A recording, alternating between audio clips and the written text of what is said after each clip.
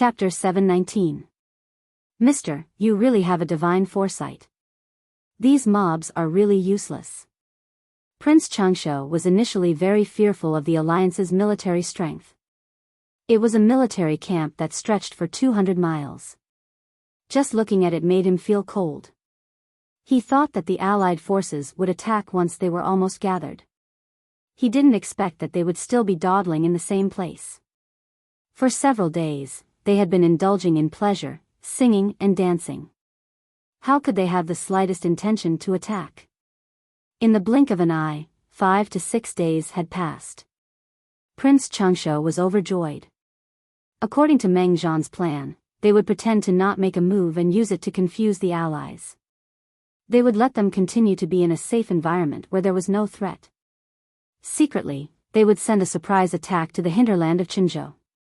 As long as they took down the emperor and ascended to the throne, Prince Changsho could then, in the name of Dongqing's emperor, confer titles on the various feudal vassals of the alliance army. This would break their unity from within and the alliance army would collapse on its own. Now, everything was going according to plan. How could he not be happy? Meng Zhan was wearing a pure black Confucian robe. He held a closed jade bone fan in his hand. The surface of the fan was old and the pendant was worn out. This jade fan was his son Meng Liang's favorite treasure. Now, it had become a medium to remind him of his father. Meng Zhan sneered, "Don't be too relieved, Prince. This isn't over yet." This morning, our scouts reported that there have been some changes on the Alliance's side. Due to Yang Jian's provocation, he scolded them for being lazy and greedy. The Alliance has lost face and is preparing to attack Jiamen Pass. After Prince Changsho heard this, his face suddenly turned pale, as if he was covered with a thick layer of powder. What should we do? How can a mere Jiamen Pass resist these traitors? Jiamen Pass was the only way to enter Qinzhou from Huangshui County. With the help of the Meng family of Cangzhou, Prince Changsho had already conquered 20% of Qinzhou's territory. Now he was in a stalemate with the imperial court at another checkpoint. If they could break through Jiamen Pass, the allied forces would catch up with Prince Changsho's army in less than 2 days. At that time, it would be troublesome if they attacked from both the front and back. Meng Zhan's lips were still curled into a cold smile. He said, "What are you afraid of? Because they chose Jiamen Pass, we could attack Qinzhou with peace of mind. If the alliance chose to split up, it would be troublesome." Jiamen Pass was located at the crossroads of the mountain range. The terrain was steep, and the mountains were undulating. At the Jiamen Pass, 2 mountains stood opposite each other. They were steep and shaped like a gate. This is not a good place to fight. Prince Changsho was anxious. It was true that Jiamen Pass was easy to defend but not easy to attack. But the enemy had 400,000 soldiers, and they could easily break through. "Sir, the allied forces are outnumbered. I'm afraid that Jiamen Gate won't be able to hold them off.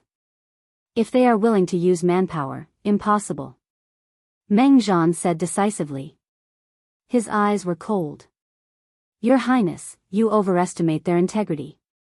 They are a bunch of greedy people. Who would be willing to sacrifice their soldiers and use their dead bodies to clear the way for others?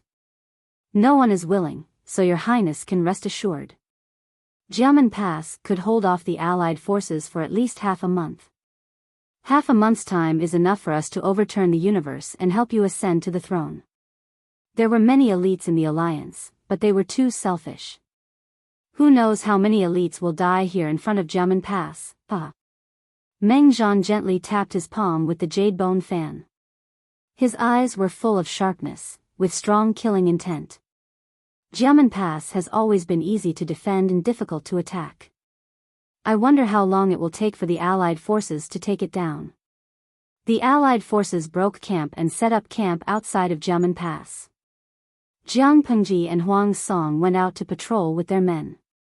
Looking into the distance, they could vaguely see Jiamen Pass through the fog. Jiang Pengji's eyesight was excellent, so she could see even more clearly. She noticed that there were many new signs of destruction near the gate. Not long ago, Jiamen Pass was still under the control of the imperial court. The general stationed there was also an experienced general. He had used the natural defenses to keep Prince Changshou's army at the pass. No matter how Prince Changshou challenged them, the general refused to come out. He was determined to defend the pass to the death. Unfortunately, Jiamen Pass had been breached. Huang Song knew that Jiamen Pass was easy to defend and difficult to attack. He was curious about how Prince Changshou had broken through. Did he rely on numbers? Feng Zhen and the others also came out for some fresh air.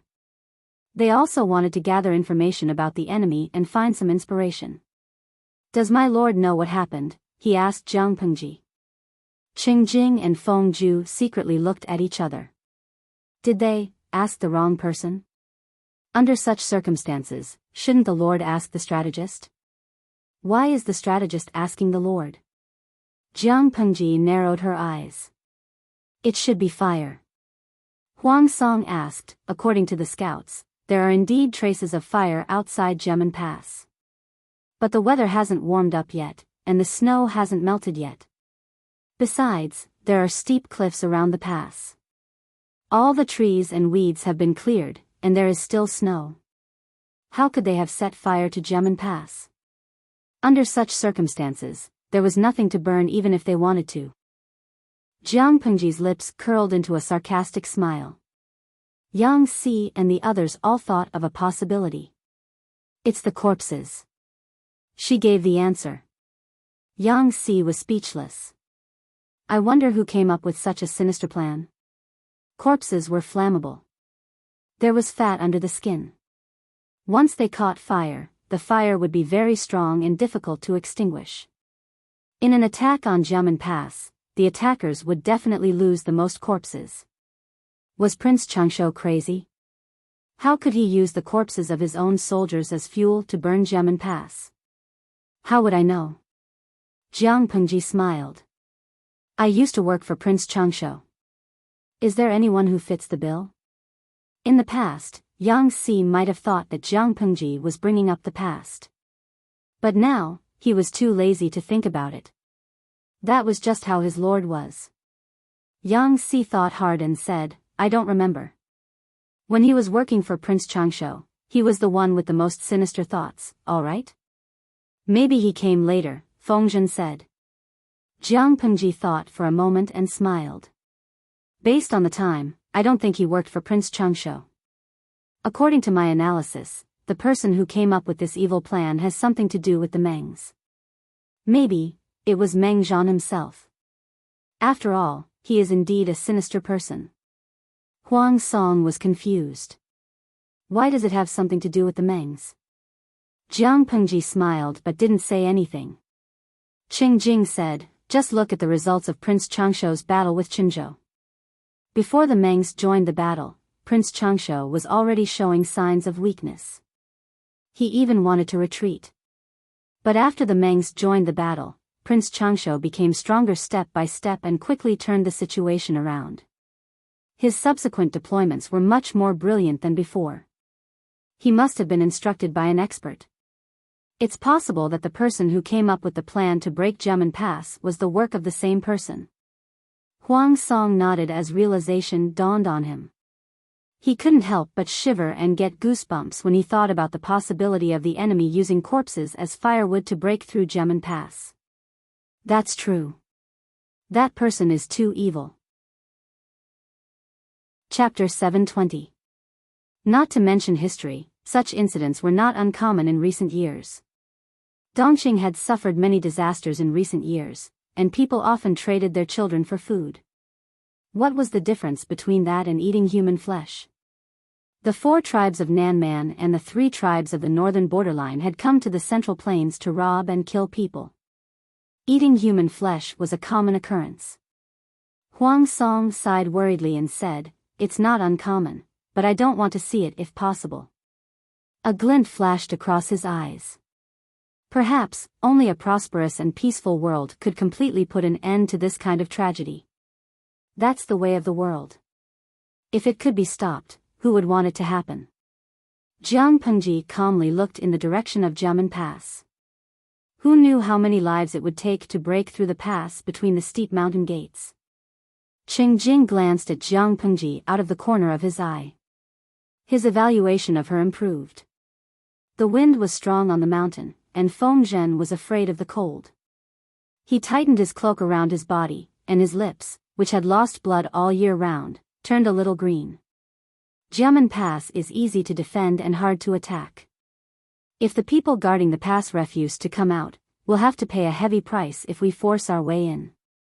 But we can't use the corpses as firewood to burn down Jiamen Pass, can we? Feng Zhen took a deep breath and coughed into his fist.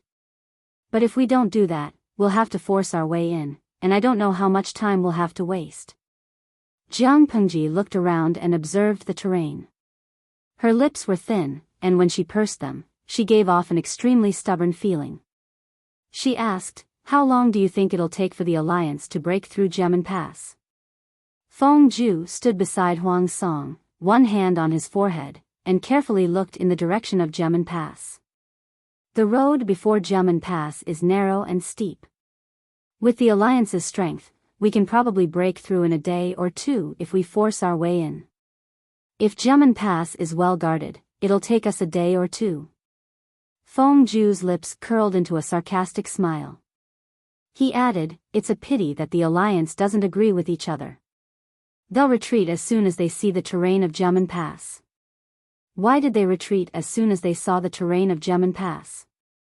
The terrain of the Jiamen Pass was steep and narrow, making it easy to defend and difficult to attack. The vanguard troops that rushed at the front almost died. Who would be willing to be the vanguard? Even if they were willing to fight, they would probably be conserving their strength and slacking off on the battlefield. When Jiang Pengji and Huang Song came out, the Alliance was having a meeting. They were discussing who would be the vanguard. Thinking of those people arguing, Feng Zhu rubbed his forehead, feeling a headache coming on. He could still hear them arguing.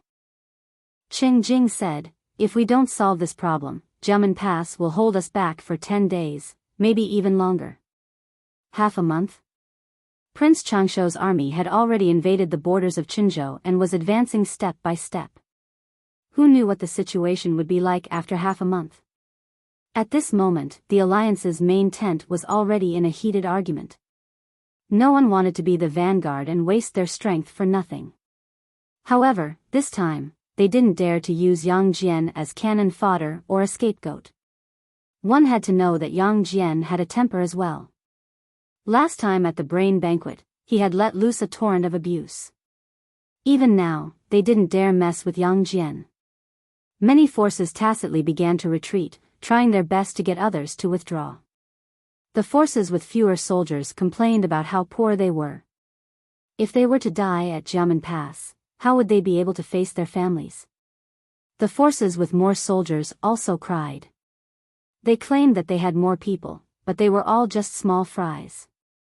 Their combat ability was not as strong as the elite troops, so they weren't suitable to be the vanguard. Su Bei sat in the seat of honor, listening to everyone's arguments. He felt like his head was about to explode. His face was getting more and more livid. Su Fei, who was sitting in the seat of honor, was secretly gloating. "Look, you're trying to steal the position of alliance leader from me? Now you're going to suffer." It wasn't easy to be the alliance leader, especially when the hearts of the people were scattered like sand.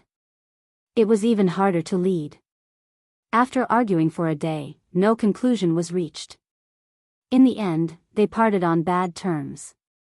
Jiang Pengji brought Feng Zhen and Yang Si back to the camp. Coincidentally, they bumped into Lu Shi, who had just returned from the main camp. "Father, I have a question." She led Little White to Lu Shi. "Father, do you have time now?" Lu Shi smiled warmly. "As long as it's my Lanting's business, I'm always free." Yang Si and Feng Zhen felt like they had been humiliated by the fake father and daughter. "Father, how much do you know about Meng Zhan from Cangzhou?" she asked. Meng Zhan? Lu Shi frowned when he heard the name of his ex-brother-in-law and good friend, who was now his archenemy. His tone was cold. "Meng Zhan and I used to be classmates, but we broke off our friendship because of your mother and aunt." We don't have much contact now, so we don't know much. Lanting, why are you suddenly mentioning this person? Did you find something when you went out to survey the terrain? Is it related to Meng Zhan? Jiang Pengji said, there are new burn marks at Jiamen Pass. I'm guessing that Prince Changshu used corpses as fuel to break through the pass so quickly. Maybe the person who suggested this plan was Meng Zhan. That's why I want to know more about him. Lu Shi smiled after he heard that. It does sound like Meng Zhan's doing. He's always been like that. On the surface, he's kind and gentle, but in the dark, he's ruthless and vicious. Lu Shi snorted and said, when I was friends with him, I didn't see this side of him. When he was young, he had the reputation of being a gentleman. However, things change very hard to predict. The Meng family has internal strife. If Meng Zhan doesn't fight, he'll die. When he was young, Meng Zhan was indeed an amazing gentleman. However, time can change a person beyond recognition. Meng Zhan had changed when he was in that kind of environment. Lu Shi didn't see it, so he thought Meng Zhan had always been good. Recommending Meng Zhan and letting his wife's sister, Gu Zhen, marry a werewolf was one of the few blind decisions Lu Shi had made in his life. Lu Shi said, the internal strife in the Meng family is quite serious. If Meng Zhan can stand out, he must be a scheming person. Jiang Pengji frowned and asked Lu Shi about the outcome of the alliance meeting. Lu Shi sneered. A bunch of cowards. Everyone wants to make someone else their scapegoat. What can they expect? After saying goodbye to Lu Shi, Jiang Pengji returned to her tent and spaced out.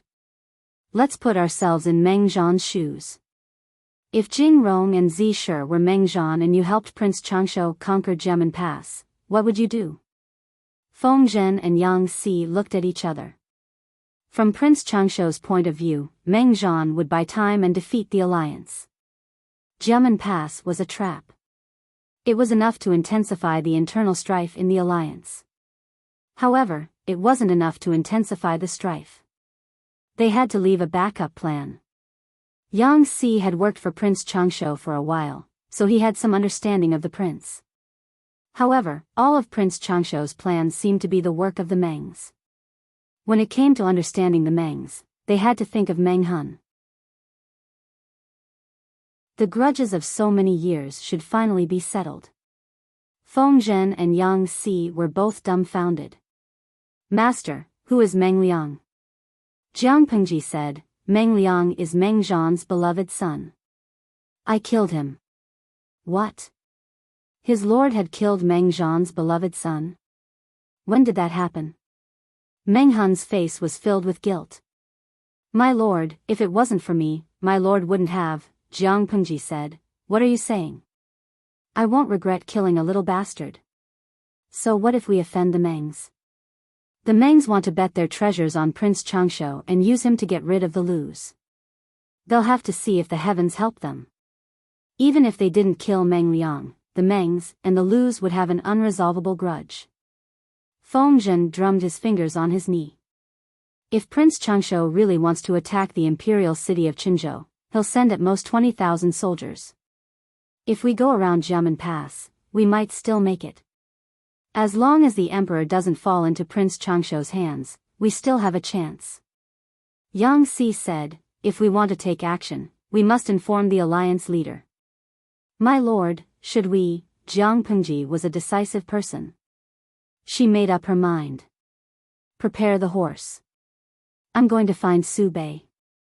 Before becoming the alliance leader, Su Bei's dreams were beautiful, but reality was much harsher than he had imagined. His head was filled with lawsuits. He felt like he was going deaf after listening to the vassals argue for a day. Finally, he could relax for a while. Someone outside reported that Lu Shi wanted to see him. Hearing that it was Lu Shi, Su Bei couldn't reject him. He could only force himself to be alert. Invite my worthy brother in. Jiang Pengji entered the tent. The two exchanged a few words, then she went straight to the point. Brother Su, you don't look happy. Are you still worried about the alliance? Su Bei let out a long sigh. My worthy brother knows me well. It is indeed because of this. After discussing for a day, we still couldn't decide who should be the vanguard. Jiang Pengji gave him a suggestion. If that's the case, why don't we let each family send out a portion of their troops? That way, they won't have anything to say. Those with more troops will send more people. Those with fewer troops will send less. No matter what, we can't just come to Jiamen Pass in a grandiose manner and not fight, right? Su Bei felt much better. His worthy brother was indeed more considerate. He was much better than those who shirked responsibility all day. Of course, he quickly changed his mind. Jiang Pengji said, "Brother Su, I have a request that I hope you can agree to." Su Bei's eyelids twitched subconsciously, but he maintained a warm smile on his face. "My worthy brother, please speak your mind." Jiang Pengji briefly repeated her and Feng Zhen's conjecture. She wanted to lead her 10,000 troops to attack Jiamen Pass. Su Bei groaned inwardly. It was indeed difficult to be the leader of the alliance. Previously, Yang Jian had made a fuss about withdrawing from the alliance. Now, Lu Shi wanted to leave the alliance and go on his own. What was going on? He said, "This is only your speculation. There is no concrete evidence to prove that Prince Changshu split his troops to attack the imperial city of Qinzhou. If this is true, it will be a great achievement. But if it isn't, aren't you worried that someone will use this as an excuse to attack you? In my opinion, it's better to give this matter further thought. Why don't you wait a little longer and I'll send some scouts to investigate." Jiang Pengji was so righteous that she wished she could carve the word justice on her face. This matter is urgent and cannot be delayed. As long as it can ensure the safety of the imperial court, I'm willing to go through fire and water for it. Su Bei didn't show it on his face, but his heart was already conflicted. If you leave midway, how will I explain this to the other feudal lords? Jiang Pengji pursed her lips and stared straight at Su Bei. Su Bei looked back at her silently. The two of them were in a stalemate when a soldier came to report that Yang Jian was requesting an audience. Su Bei was surprised. Why would Yang Jian suddenly visit at this time? Could it be that he couldn't stand the quarrel during the day and wanted to stir up trouble again? Invite Chief Yang in. Yang Jian had arrived, but he wasn't alone. Behind him was a young scholar in a green bamboo robe, Yan Lin. Jiang Pengji frowned inwardly when she saw this. Chapter 722. As expected, when Yan Lin spoke on behalf of Yang Jian, Jiang Pengji knew what the two were up to. Su Bei was also surprised. He quietly listened to Yan Lin's words and secretly glanced at Jiang Pengji. Did the two groups really not discuss this beforehand? He had every reason to suspect that Yang Jian and Jiang Pengji had teamed up to mess with him. I didn't expect County Chief Yang to have such thoughts.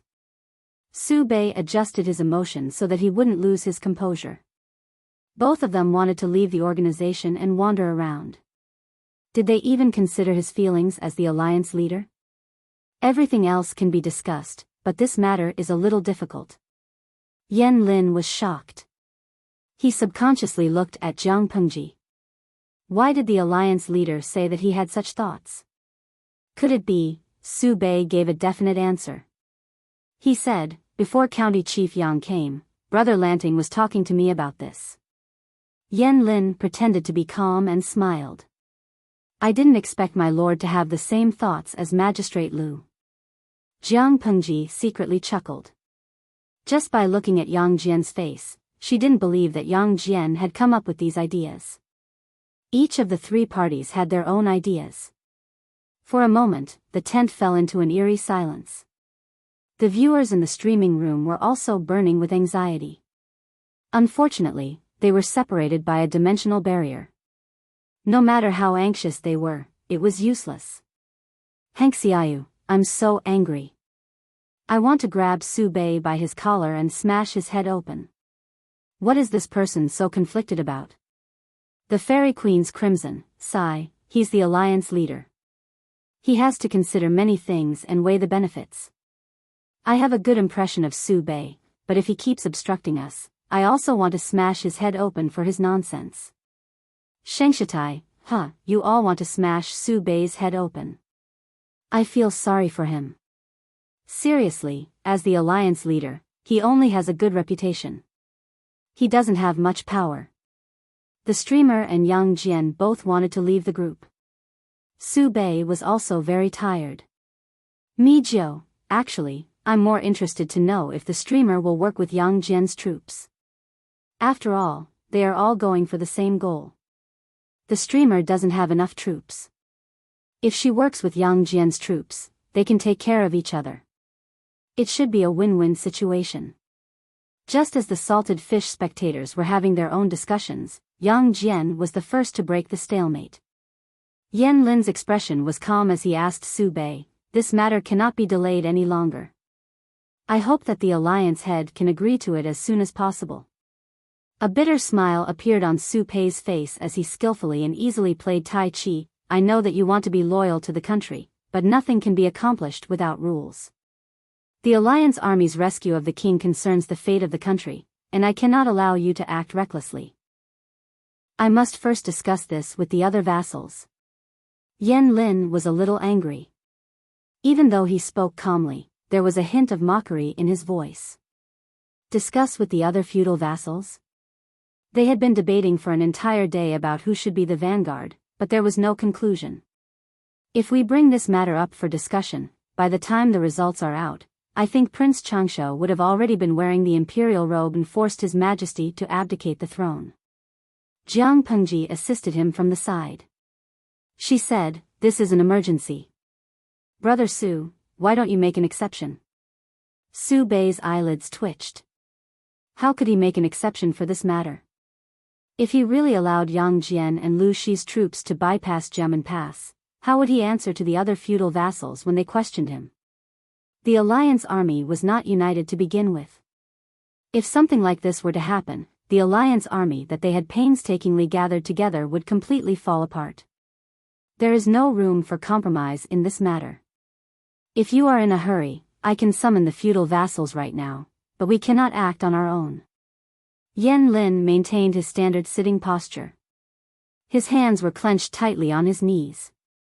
His unwillingness to accept this situation was on the verge of overflowing. Yang Jian's troops had been ostracized and isolated by the feudal vassals the moment they arrived. Now, they had to shirk responsibility. It was really frustrating. Jiang Pengji was unhurried. She turned to Su Bei and said, "Brother Su, have you ever thought about the alliance's future?" Su Bei asked in surprise, "What do you mean, brother?" Jiang Pengji smiled. "The alliance army has been ordered to rescue the king. It is only right and proper for us to follow orders and punish rebels. However, there is a precondition. The person sitting on the throne must be the current emperor. If it's someone else, if it's Prince Changsha, at that time, we'll be traitors." Su Bei's eyelids twitched. If the alliance army was labeled as rebels, Su Bei, as the leader of the alliance, would be the first to bear the brunt of the blame. However, the alliance army had 400,000 troops. Even if Prince Changsha took the throne, he would not dare to act forcefully. At most, he would sow discord among them. If we can save the royal family and nobles in Qinzhou and ensure the emperor's safety, it will all be due to Brother Su's meritorious command.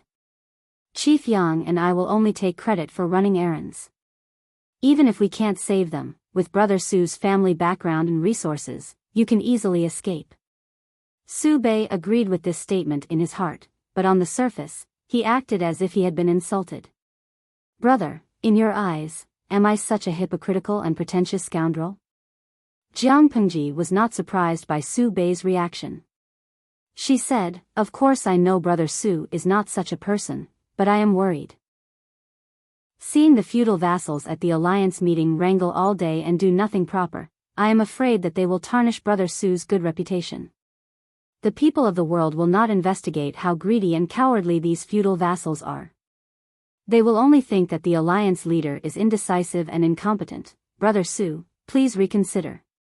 She was not good at other things, but she definitely knew how to grasp the weaknesses of others.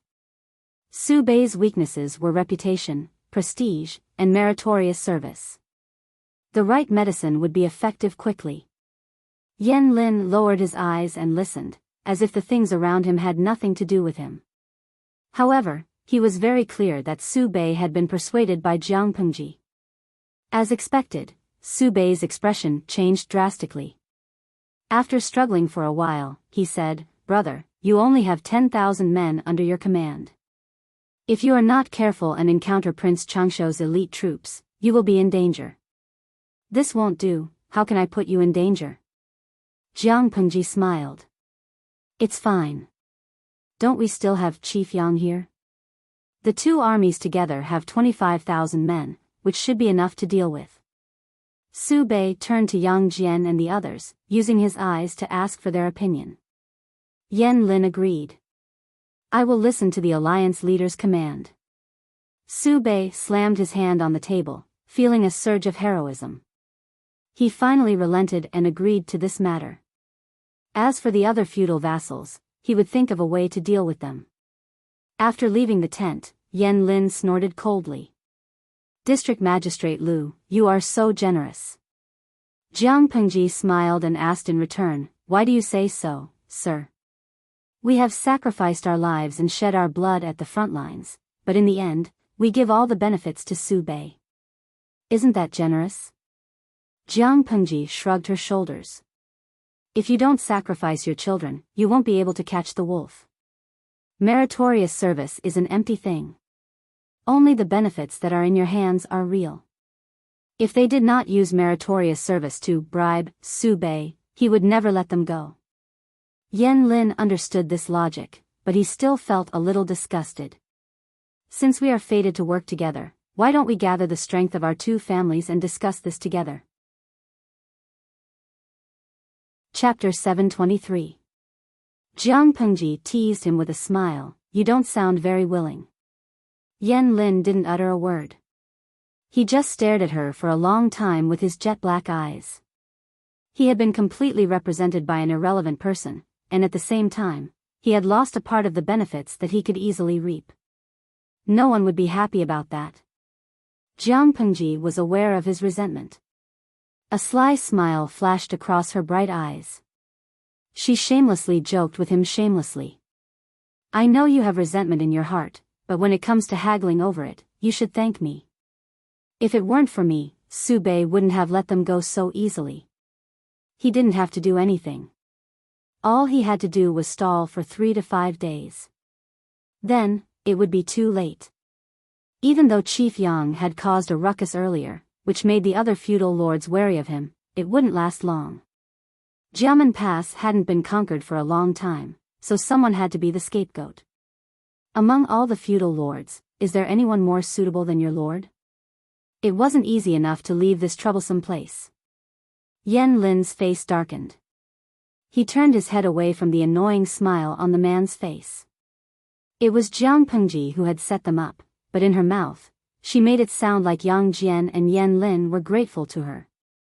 His ability to invert right and wrong was already at the pinnacle of perfection. This person isn't simple. After parting ways, both parties went back to reorganize their troops. Yan Lin, who had been silent for a long time, spoke for the first time. Yang Jian said, "Dragons give birth to dragons, phoenixes give birth to phoenixes, and mice give birth to children who know how to dig holes. How could Lu Shi's son be a good person? I just didn't expect Lu Shi to not only be good at fighting, but also be so eloquent. Now that I think about Jingza, it's really worrying." In Yang Jian's eyes, Jiang Pengji was a typical other people's child. Yang Tao, his own child, always made him worry. Hearing Yang Jian talk about his son, Yan Lin couldn't help but feel wronged for his best friend. Jingza has a good temper, and he's passionate and loyal. He's much better than someone with a dark heart. Even if his best friend was a retard, Yan Lin still felt that the naughty kid's best friend was a better person. Yang Jian laughed bitterly. To put it nicely, it's passionate and loyal. To put it bluntly, it's impulsive and brainless. Fortunately, this kid was fortunate in his previous life to have a good friend like you. With you looking after him for me, I won't have to worry about him being bullied after 100 years. Yang Jian had many children, but he only had one son, and he was the son of his first wife. He loved him even more. Unfortunately, this child had been a one-track mind ever since he was young. He had stirred up a lot of trouble, causing Yang Jian to worry so much that his beard was no longer as smooth as it used to be. Yang Jian heaved a sigh of relief when he met Yan Lin. Yan Lin smiled. The Lord is in his prime. He won't look old in another 30 or 50 years. Yang Jian stroked his beautiful beard. The two of them returned to the camp surrounded by his personal guards. He ordered the troops and horses to be reorganized and things to be packed. There was still some time before they set up camp. Yan Lin went to Jiang Pengji's camp to discuss some matters. Lu Shi and Lu Shi were father and son. Their campsites were very close to each other. When Yan Lin arrived, Lu Shi's campsite was busy tidying up. Lu Shi's campsite was as quiet as ever. He frowned and suppressed his doubts. My father doesn't like fighting and killing. He had no choice but to come to this alliance meeting. Jiang Pengji could tell what he was thinking. She explained with a smile, using a surprise attack to stop Prince Changshou's elite troops was too exciting for him, so I didn't want to disturb him. If you don't ask for help from the Lu governor, you only have 10,000 men. Is that enough? Yan Lin asked. Jiang Pengji said, it's enough. Both our families have 25,000 men. If my father's troops were added to the mix, we would be too big of a target. They were planning to launch a surprise attack, and the key was the word surprise. If they were discovered by the enemy because they were too big of a target, the final result would be greatly reduced. They might even lose their lives. Yan Lin's expression softened a little. That makes sense. Jiamen Pass was located in the middle of a mountain range. The terrain was steep and undulating. It would be very difficult to go around it and enter Qinzhou. However, just because it was difficult didn't mean it was impossible. If we want to go around Jiamen Pass, there are two ways. As the representative of Yang Jian's army, Yan Lin wasn't a pushover. Since he had the guts to come up with this plan, he was naturally well prepared. Even though it was an away battle, he was still full of confidence. The first way is through the water, but the current is fast and dangerous. We have to go against the current. If we aren't good swimmers, we won't be able to cross it. Yang Jian's men were from Zhangzhou's Dongmen County. There were many waters there, and the water was fierce. Every one of them was a natural swimmer. The water route around Jiamen Pass was only moderately difficult for them. However, most of Jiang Pengji's soldiers didn't know how to swim, which was a bit embarrassing. Fengzhen smiled and pointed at a certain mountain range on the map. The other way should be here, right? Yan Lin said, yes. However, the mountain path is rugged and dangerous. Wild beasts and poisonous insects roam the land. Normal people don't dare to enter because it's easy to get lost. In other words, if Jiang Pengji wanted to stop Prince Changshou, she had to choose between these two ways. If she felt that it was too dangerous and didn't want to take the risk, she could choose to take the longer route. However, it would take a lot of time, and she might even run into Prince Changshou's scouts. The two ways Yan Lin chose were both the shortest. If they walked normally, they would be able to get around Jiamen Pass in one night. Jiang Pengji smiled and made the decision. Deal. Let's set a time and place. We'll wait for you there. As soon as she said this, Yan Lin's expression turned into one of shock. The live stream room was flooded with comments of 666 for her domineering words. Liuli Huiyu, my streamer is still as domineering as ever. Not climbing koala, eh? What did the streamer do this time? Why are you guys giving her so many comments? Cha Yuanfei, hey, can't you tell? I remember the streamer said that Yang Jian's men were all good swimmers, so they would definitely choose the water route. They were so confident. The streamer's men can't swim, so they could only choose the mountain path. The mountain path was rugged and more exhausting. Looking at the map, the distance was longer than the water route. But the streamer said they would wait for Yang Jian's men. Isn't that domineering? Sai Pu, well, I can say that it's domineering, but it's even more annoying. Didn't you see that Yan Lin's eyes were about to spit fire? No one would be able to maintain 100% composure when encountering such a chinibyu like the host. Not to mention Jiang Pengji's enemies, even the people around her couldn't keep their master's mocking face. Deal. Since the district magistrate is so confident, let's meet up here. Yan Lin pointed at a spot on the map and his smile returned. Chapter 724. The pitch-black sky was like thick, black ink. Only a little moonlight shone on the ground. Jiang Pengji's troops were ready to depart. They quietly left the camp under the cover of the night. Yang Jian's situation was similar. The other feudal vassals were still living in a drunken stupor, continuing their tradition of enjoyment. There was no sign of the incessant quarrels they had during the day. Before Jiang Pengji left, she informed Lu Shi. He sent people to help cover up the two camps so that no one would find out that the two camps were empty. The weather is so cold, and it's so dark that you can't even see your fingers in front of you. Yang Jian and his men are crossing the river against the current. Feng Zhen was wrapped in thick clothes and had a brand new hot water bottle in his arms. Even so, he still felt cold. He couldn't imagine how Yang Jian's troops could cross the river against the current. No matter how good they were at swimming, it would be difficult to protect their lives against the rapid and cold water. Thinking about stripping off their clothes and jumping into the water, going against the current, Feng Zhen's small body couldn't help but shiver. His lips turned even whiter. Jiang Pengji smiled. She said, "Who told you that they have to jump into the water?" Huh? Feng Zhen was surprised. But didn't Yang Jian and his men choose the waterway? If they cross the river by boat, they don't have enough boats.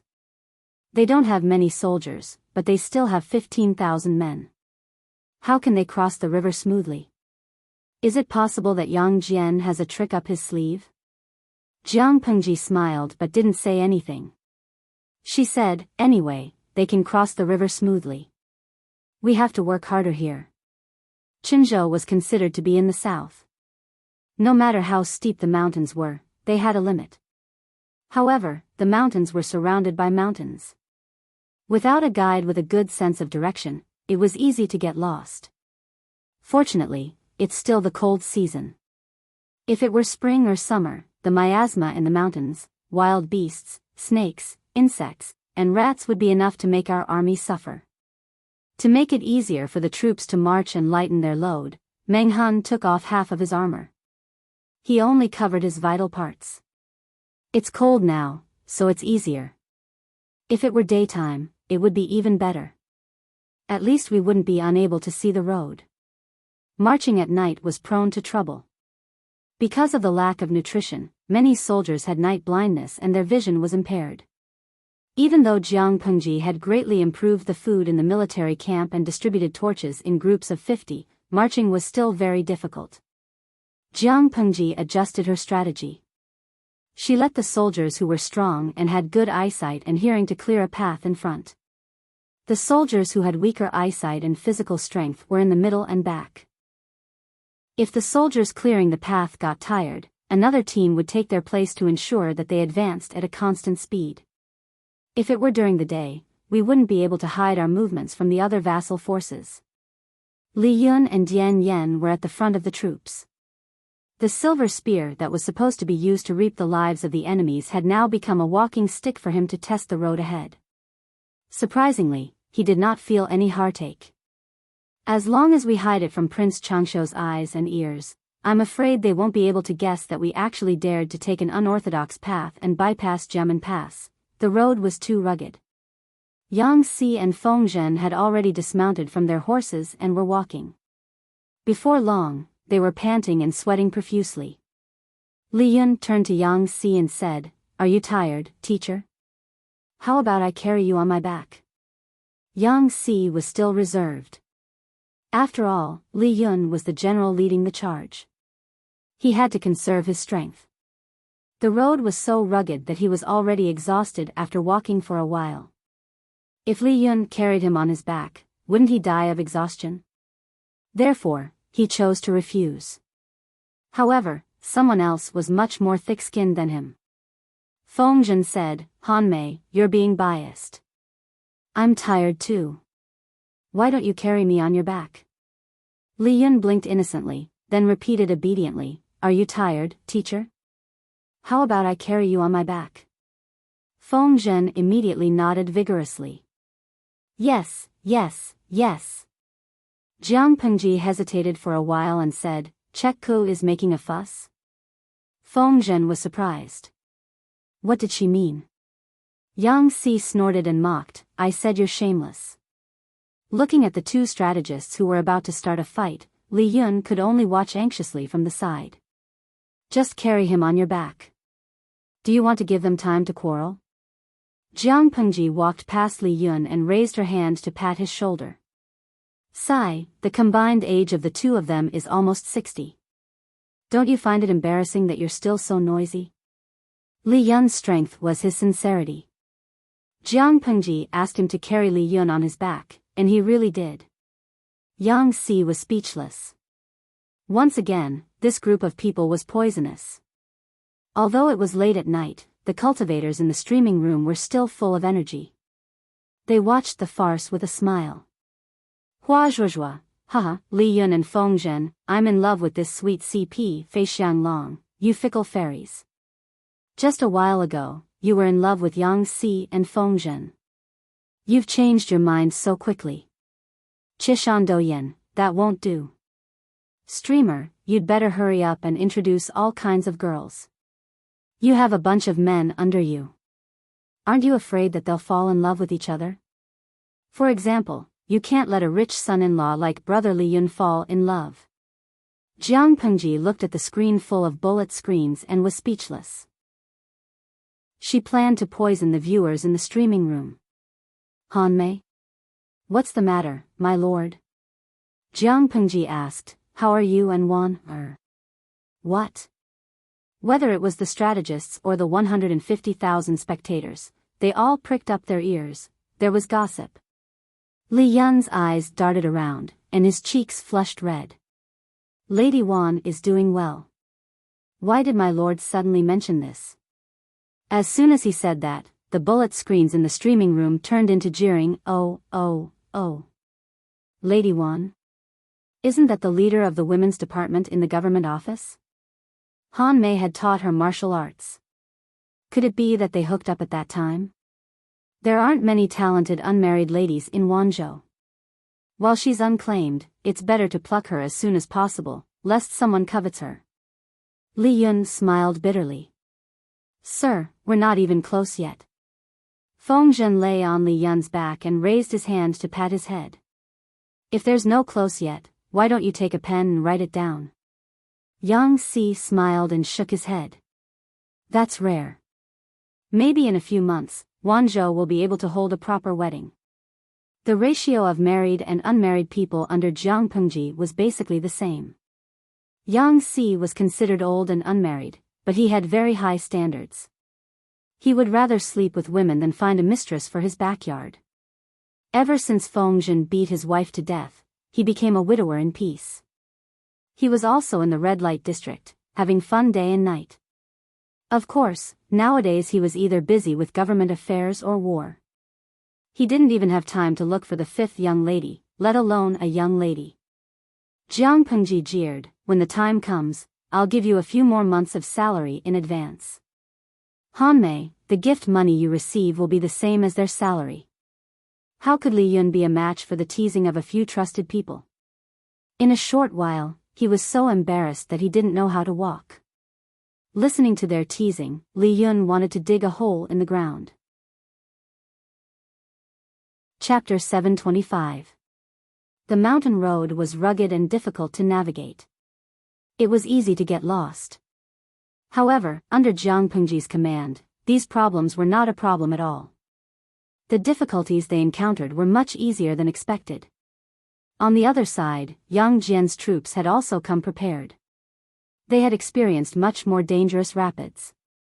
This was not a big challenge for a group of swimmers. Xiaoyang, can you still hold on? Yang Tao was breathing heavily. His face was no longer immature, but it was filled with the vigor and determination of a young man. Compared to Yang Tao's roughness and casualness, Yan Lin maintained his calm and reserved demeanor. I'm fine. Zhengzi, go ahead and take care of the Lord. His arrow wound has not healed yet, so he needs to be careful. Yan Lin did not approve of Yang Jian's participation in this surprise attack, but Yang Jian was worried about his retarded son and did not dare let him lead the troops alone. Yang Tao nodded. Xiaoyang, you be careful too. Although the river was flowing fast, it was winter. The current was lower than when the tide was high, so the slope on both sides was exposed. The slope was gentle, so it could be used to reduce the difficulty. This was also one of the trump cards that allowed Yan Lin to reach the destination before Jiang Pengji did. One took the water route, and the other took the mountain route. Both hurried on without a word. The Alliance's camp in front of Jiamen Pass was still bustling with noise until a ray of white light dispelled the darkness in the sky. The sky turned from dark to gray, then from gray to light. Each of the feudal lords had their own agenda. With Lu Shi's help, no one realized that the Alliance had lost 25,000 men. However, they could hide it for a while, but they could not hide it forever. 2 camps with a total of 25,000 men were missing. Even the slowest person would notice something was wrong. The funny thing was, when they found out, it was already dusk the next day. Upon receiving this news, all the clans were shocked. And Shui had secretly joined the Hu County chief, Wu Ma Shang, to get some benefits. When An Shui heard the news, he saw Wu Ma Shang's sinister smile. This Lu Shi is just a so-so. A coward who ran away from battle. Lu Zhongqing must be crying his eyes out to have such a son. Wu Ma Shang snorted. Although he had no conflict with Jiang Pengji, he still hated the Lu father and son. Chongzhou, Wanzhou, and Hu County were all in the hands of the Lu father and son. As a member of the royal family, how could he stand it? Did the world belong to the Wuma family or the Lu family? And Shui said in a low voice, Lu Shi is not that kind of cowardly person. He would never run away in the face of battle. There must be some secret that we don't know about since he left in the middle of the night. Alliance head Su Bei should know about it. The prefectural governor can go and ask about it. Wu Ma Shang snorted disdainfully. Although he said that he did not care about others, he was still very afraid of them. Okay, let's go. On the other side, Huang Song also received the news at the same time. He didn't have much of a relationship with Yang Jian, so it wasn't easy for him to make a judgment. However, he had a certain understanding of Jiang Pengji and knew her temperament. Even if there were rumors outside that the two of them had fled at the last moment, Huang Song did not think so. There must be an inside story for the two forces to leave overnight. Feng Zhu and Qing Jing looked at each other. They knew what was going on. Feng Zhu and Qing Jing looked at each other. As if they had a tacit understanding of each other, they realized the crux of the matter and secretly realized that something was wrong. By the time Huang Song and the others arrived, the tent was already filled with people who had heard the news. They were not there to ask about the whereabouts of Yang Jian and Jiang Pengji's troops. They just wanted to watch Su Bei's show. They weren't there to ask about the whereabouts of Yang Jian and Jiang Pengji's troops. They were just there to watch Su Bei's show. Su Fei laughed. Big brother, you are not doing your job as the alliance leader. Someone came and went as he pleased. Su Bei glanced at him. There was no sign of panic or anger on his face. Instead, he was calm and composed. Who told you this? Su Bei glanced at him. There was no trace of panic or anger on his face. Instead, he was calm and composed. Who told you this news? As for what they were doing, I cannot tell you for now to prevent secrets from being leaked. Su Fei snorted coldly. He did not believe this excuse at all. He thought Su Bei was guilty.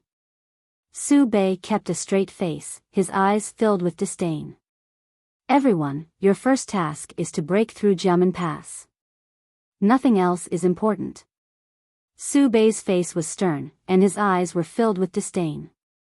Everyone, your primary mission is to break through the Jiamen Pass. Everything else is unimportant.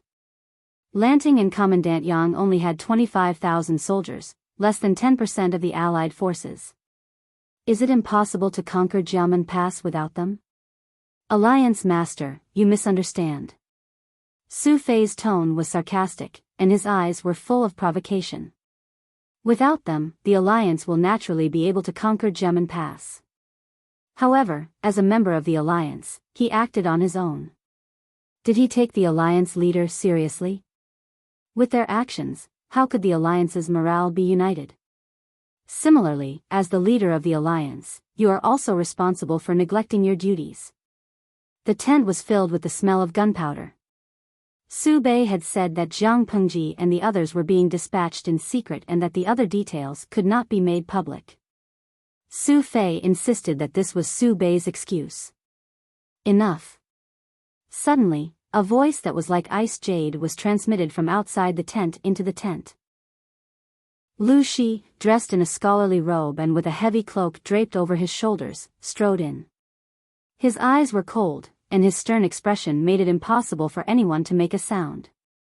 If everyone is curious, then wait for half a month. There will naturally be news of victory. Su Fei was a little afraid of Lu Shi's authority, but he was not afraid of death. Of course, as a father, I have to take care of the aftermath for my son. What if there is no news of victory in half a month? If there was no news of victory in half a month, it meant that Lu Shi's ambush had failed. He did not achieve the desired result, and he might even be killed by Prince Changshuo's army. His life would be in danger. Su Bei secretly signaled for Su Fei to shut up, but the kid continued to provoke him. If there is no news of victory, I will break through Jiamen Pass. Lu Shi said calmly. The son was arrogant, but the father was no different. Everyone was a little confused at first, but when they realized what was going on, they all glared at him. Lu Zhongqing, do you mean that we will not be able to break through Jiamen Pass in half a month? Lu Shi's lips curled into a mocking smile. It's good that you know your limits. Su Fei slammed his palm on the table. He was so angry that his hands were shaking. Lu Shi didn't even pay attention to him. He flicked his sleeves and left. Until the end, Su Bei still did not reveal the whereabouts of Lu Shi and Yang Jian's troops. Who knew if there were spies from Prince Changshuo among the Alliance's troops? In short, Su Bei would not easily reveal anything that was related to the military's secrets. However, even if he didn't say anything, there would still be people who would be able to figure out the truth. What a bold move. Qing Jing lowered his eyes. But this person relies too much on crafty tactics. Feng Zhu was mentally prepared for this. After all, he and Zhang Pengji were old friends. Chapter 726. Qing Jing frowned slightly. His jade-like eyes glinted. Since Governor Lu is willing to back Lu Shi up, he must have safely bypassed Jiamen Pass by now. Feng Zhu smiled. We think alike. They were right. After a night of running and climbing, Zhang Pengji finally led the army past Jiamen Pass and into Qinzhou. The morning light was bright and blinding. Zhang Pengji rubbed her eyelids, which she hadn't slept all night, to get rid of the soreness in her eyes. Let's settle the soldiers down and rest for a while. Eat some rations to replenish our energy and spirit. Feng Zhen rubbed his shoulders. He had fallen asleep on Li Yun's back in the middle of the night, but he hadn't slept well. His eyes had turned green. My lord, why don't you compete with Yang Jian to see who will arrive first? Zhang Pengji glared at Feng Zhen impatiently. In the end, is this kind of personal conflict more important, or is the soldiers more important? I was just saying that to piss them off. After a night of running, even with Zhang Pengji's coordination to ensure that they were on the right path and didn't take any detours, the soldiers were still exhausted. Jiang Pengji didn't want them to continue with this kind of exhaustion. She would rather spend more time resting. Thank you for your consideration, my lord. Fengzhen smiled and cupped his hands. He had a sly smile on his face. Jiang Pengji didn't know what to say. The army rested and reorganized. Although they couldn't light a fire to cook, they had already prepared some dry rations before they left. They made a lot of rice balls that could be used as dry rations. The rice balls were also wrapped with a lot of finely sliced pickled vegetables. Together with the water in the water bag, it could barely be considered as a breakfast. The soldiers were fed like this, so Jiang Pengji didn't treat them any differently. It's still warm. I thought I would eat rice balls that were as cold as ice. The rice balls prepared by Li Yun were wrapped in several layers of cloth and stuffed into the inner layer of his armor. They were still warm when taken out. Eating the rice balls directly was dry and tasteless, so Jiang Pengji had someone add shredded pickled vegetables inside. It tasted a little salty in the mouth. It was good enough that the army could have such conditions in battle. No one complained, but the viewers in the streaming room felt sorry for them. Li Wushuang, my baby Yang Si, is the most picky eater. Now that the conditions are tough, even the rice balls are so delicious. Fengxing Shuiqi, same. Looking at the live broadcast, I suddenly feel that the lobster feast in front of me is tasteless. Xianyuan Mingjing, the person above me is poisonous. Did he really feel sorry for her, or did he deliberately poison her? Jiang Pengji deliberately did not look at the bullet screen in the streaming room. According to her understanding of the audience, they must be posting all kinds of delicacies. She wouldn't go looking for trouble. Everyone ate until they were 70 to 80% full, and then rested for 4 hours. The sun had already risen high above their heads. It's almost time. Let's go and meet up, Jiang Pengji said. The rendezvous point was only an hour's walk away. Jiang Pengji was not in a hurry. She tried her best to take care of the soldiers. When they arrived, Yang Jian's troops were already resting at their destination. Yan Lin was surprised to see them. According to his conjecture, even if they didn't get lost, they would have to take some detours. They wouldn't be able to make it in time. In the end, they arrived at their destination. Yan Lin's gaze fell on the soldiers' faces. Although they were tired, they didn't look like they hadn't rested for more than a dozen hours. In other words, they must have rested halfway through the journey. If they hadn't rested, they might have arrived earlier than they did. Thinking about this, Yan Lin didn't dare to underestimate them anymore. He paid more attention to Jiang Pengji. Since the two families were working together, they had to share some information. In Qinzhou, other than the power of the court, there was also the power of Prince Changshu. If the two families wanted to stop Prince Changshu's power, not only would they have to be fast, but they would also have to make sure that their information was not leaked. Otherwise, if the enemy was prepared, it would be difficult for them to achieve the desired result. How could they ensure that their tracks were not leaked? Of course, they had to plan the best route to avoid possible spies, and at the same time, they had to make sure that they didn't waste any time. The conditions were simple, so the two families found a random place and gathered together to discuss. Yang Jian and his son had never had a say in such things. They didn't mind letting Yan Lin have full control of the situation. On Jiang Pengji's side, the generals had their own tasks. They trusted the military counselor and their lord's experience, so they didn't interrupt. At that moment, Yan Lin realized that Lu Shi was very different from the other lords. Usually, the lords would wait for the strategists to discuss before making a decision. Jiang Pengji, on the other hand, was directly involved in the discussion. She wasn't pretending to understand. Seeing this, Yang Jian sighed even harder. When comparing goods, you have to throw them away. When comparing people, you have to die. If his son didn't have to worry half as much as Lu Shi, he would be very happy. If it weren't for Yan Lin, Yang Jian would often have the urge to shove the kid back into the furnace and remake him. They had already come up with a plan, but the alliance only realized that the two forces had disappeared. Lu Shi had mocked the alliance for not being able to take Jiamen Pass. They didn't believe him, so they insisted on taking it down for Lu Shi to see. Then, they were slapped in the face by the defending generals of Jiamen Pass. The first battle lasted more than 2 hours, and they lost more than 2,000 corpses. They had no choice but to retreat. Seeing this, everyone's faces turned as black as the bottom of a pot. Su Bei sat in the seat of honor, listening to the dukes passing the buck. He felt like his brain was about to explode. After dealing with these people with great difficulty, Su Bei went to Lu Shi that very night. He wanted to secretly ask for advice on how to break through the pass. Lu Shi's answer left Su Bei speechless. He said, "I had no choice. You asked me to govern a state and a county. I don't think I'm weaker than anyone else, but it's difficult to command a battle." Su Bei was so shocked that he couldn't close his mouth. If Lu Shi didn't have a brilliant plan to break through the pass, then why did he boast during the day?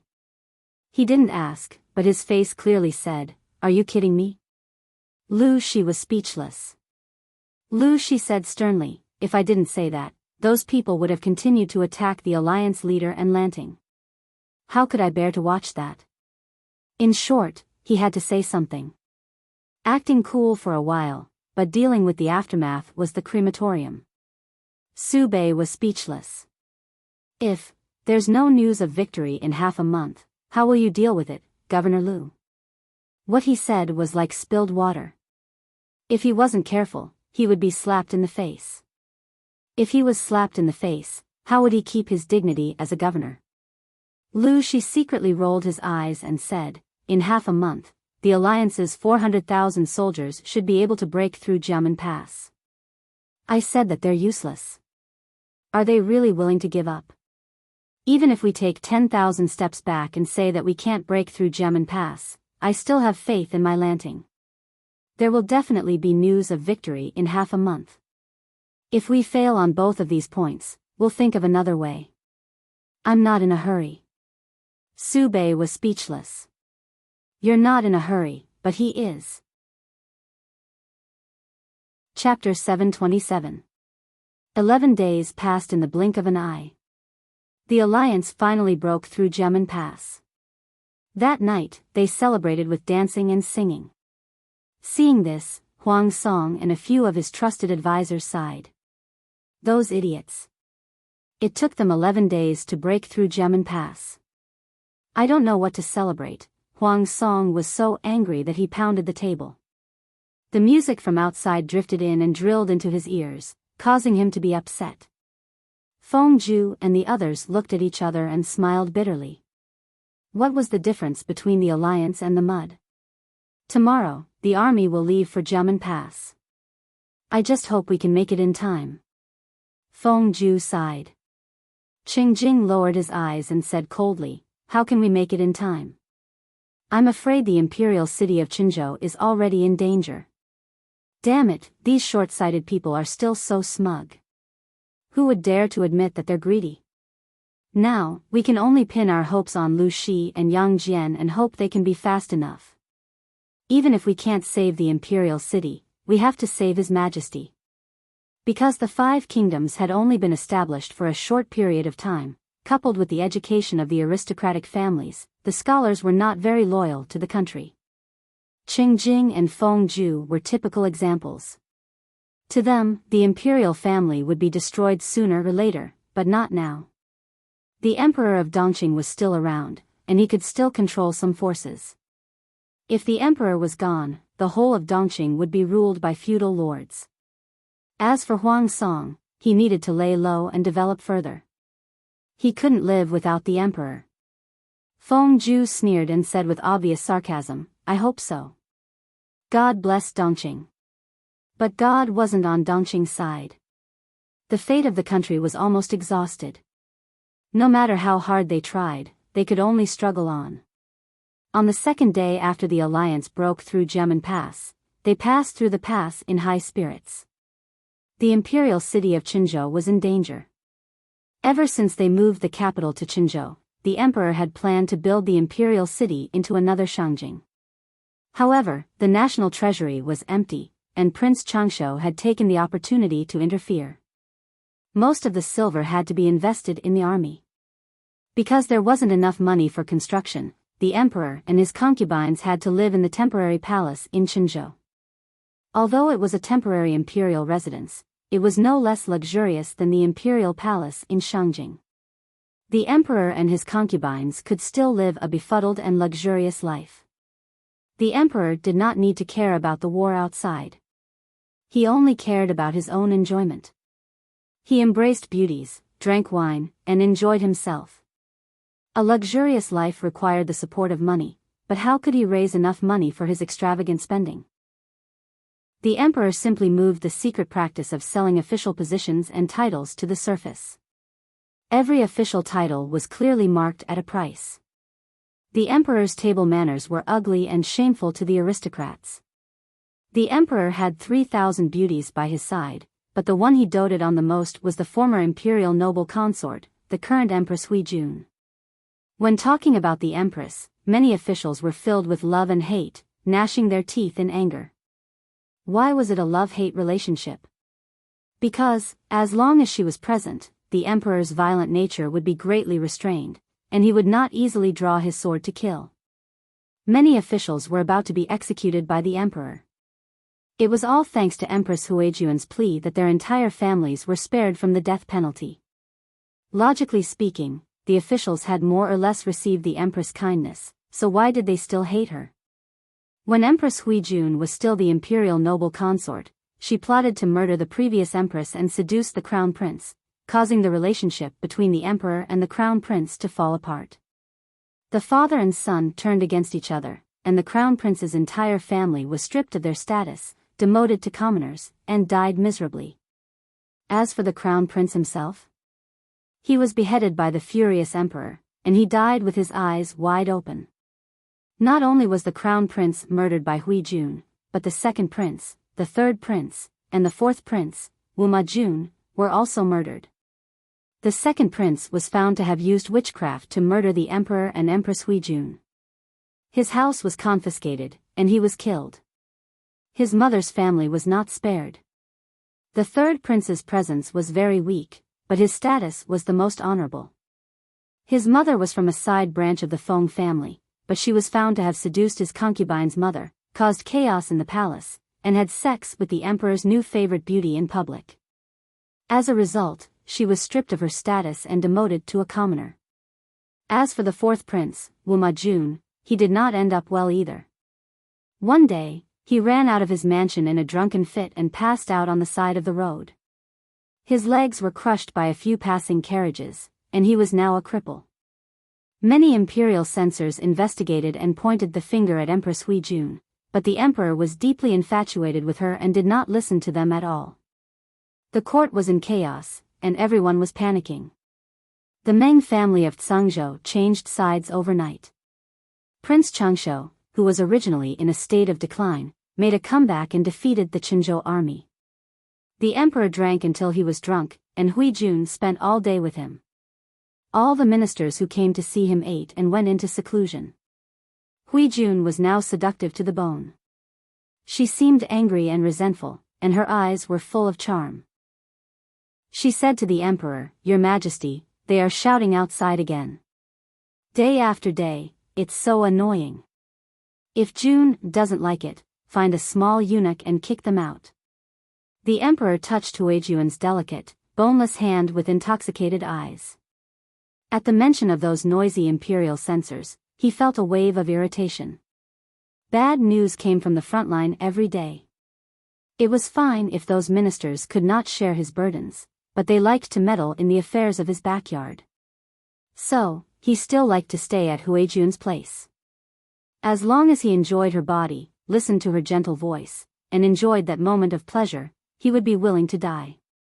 How could he care about those officials outside who were babbling nonsense? Huijun smiled. It was not an exaggeration to say that her smile could topple a city. "Your Majesty, you'd better go out and take a look. If you continue to stay here, I'm afraid the ministers will criticize me again." The more magnanimous she was, the more the emperor hated the ministers. The emperor's eyes were fierce.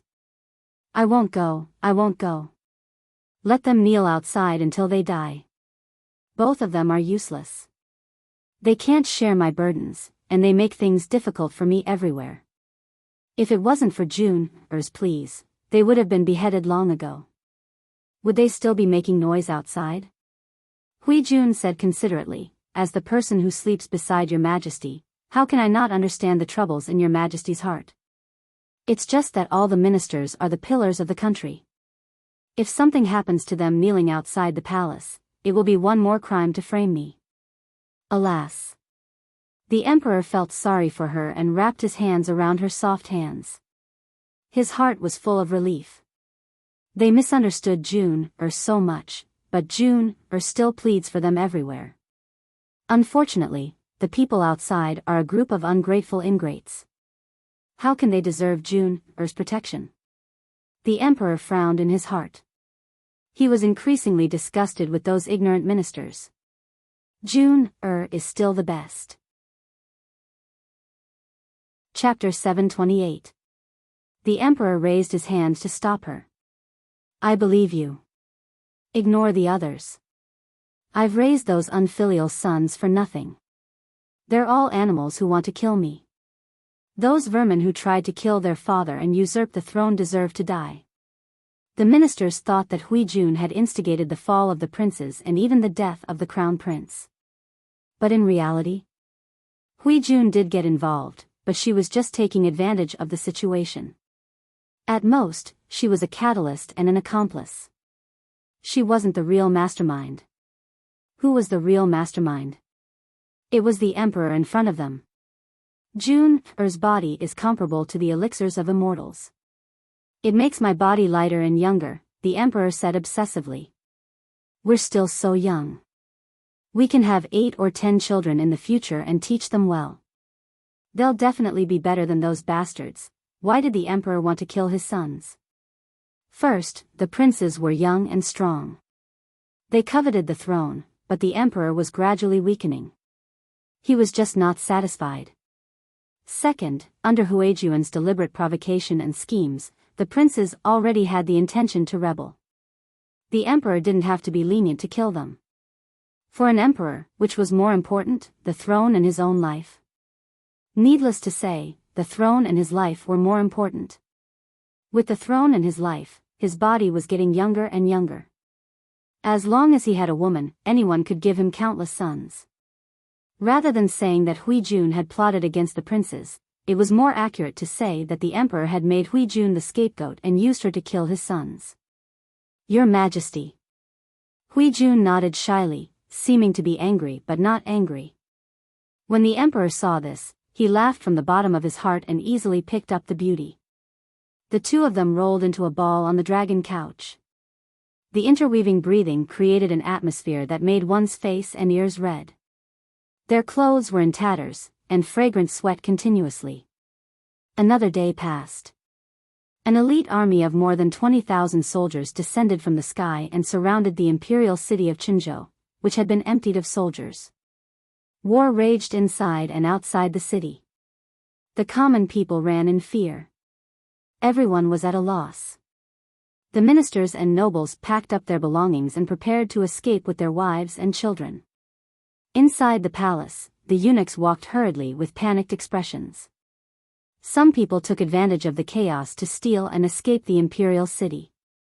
Inside the imperial harem, the concubines and beauties were panicking. One by one, they scrambled to steal gold, silver, jewelry, and clothes. Everyone was panicking, except for 2 people. The emperor breathed heavily and raged at the officials and the messenger. He was so angry that his chest hurt and his face was slightly green. The whole of Dongqing was his territory, but the rebels and traitors outside wanted to invade. They wanted the life of the emperor. The other person was the current Empress Huijun. She sat quietly on an exquisite couch, and the palace maids serving her were quickly packing up. Empress, is there anything else you want to bring? The personal palace maid asked her. Huijun was playing with a dagger embedded with all sorts of resplendent gems. When she pulled it out, the blade was suffused with a cold white light. She looked into the distance and said with a smile, "I don't need any jewelry. Just do as you see fit." The palace maids looked at the Empress every day and felt that she was a celestial being. Now that they looked at her again, they felt that the Empress' smile was less bewitching and more pure and innocent. It was even more shocking. The palace maids returned to their senses and continued to tidy up the treasures in the Empress palace. Hui Jun looked down at the dagger and snapped it shut. Then, she hid the dagger in her sleeve and tied it to her arm. Dog Emperor.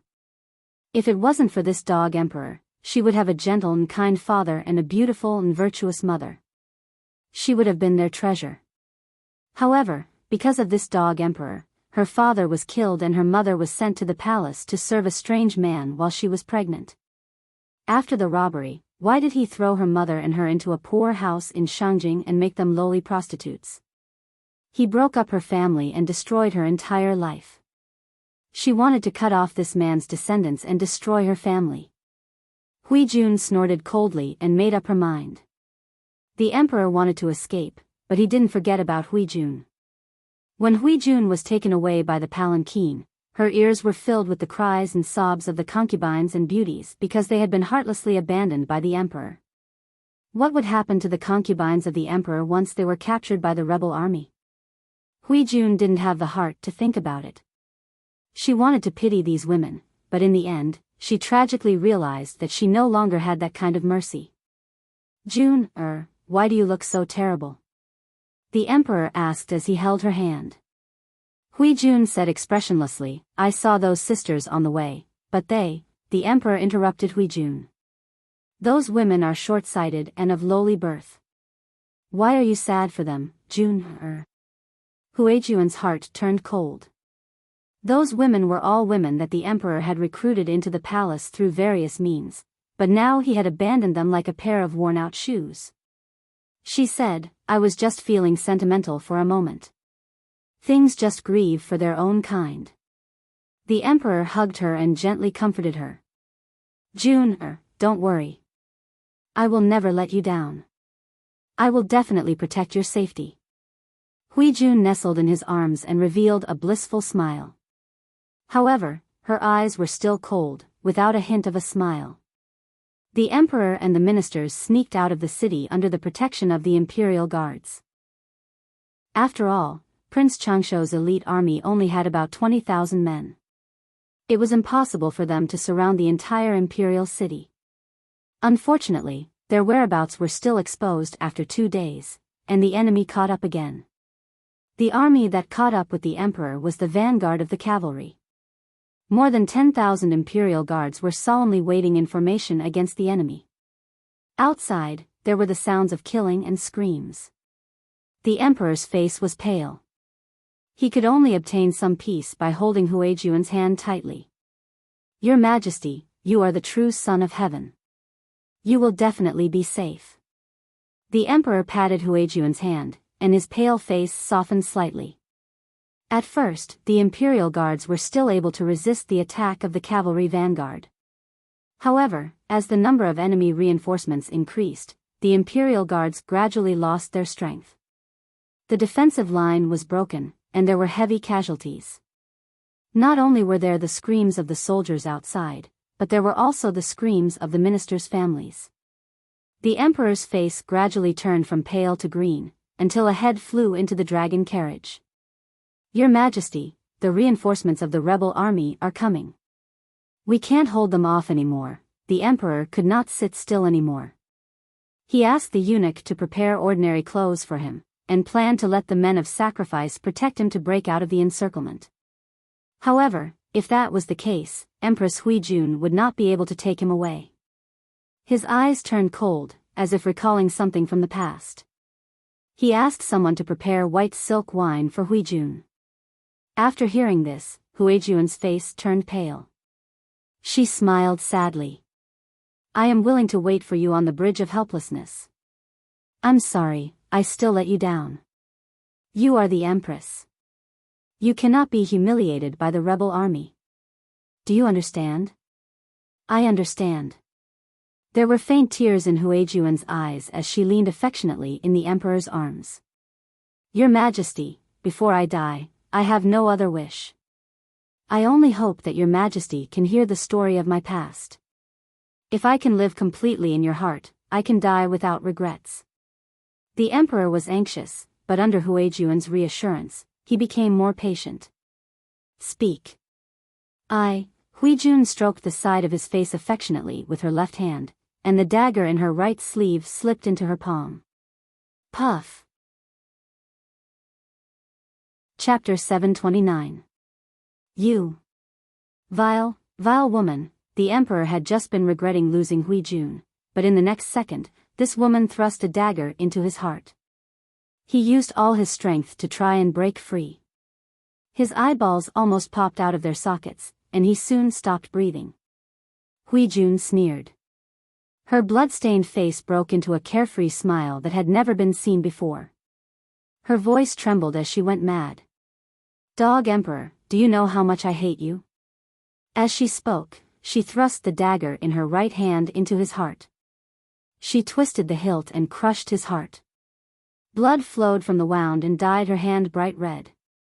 Her slender fingers were the color of red agate. My hatred for you runs deep into my bones. You ruined my entire family and my life. Dog Emperor, you deserve this. You can die with everlasting regret. Open your eyes and watch. Your empire will follow you to hell. Don't forget who killed you in front of the king of hell. The emperor widened his eyes and breathed his last. Huijun pressed him to the ground and used all her strength to push the dagger into his heart. Then, she cut to the side and pulled open the wound.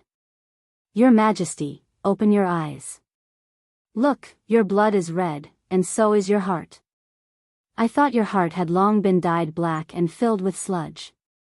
Huijun put her right hand into his chest through the wound and said with a silly smile, Your Majesty, open your eyes and take a look.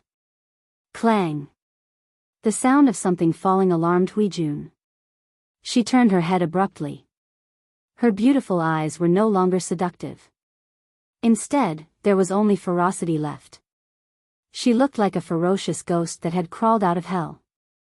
The eunuch was looking at her in fear.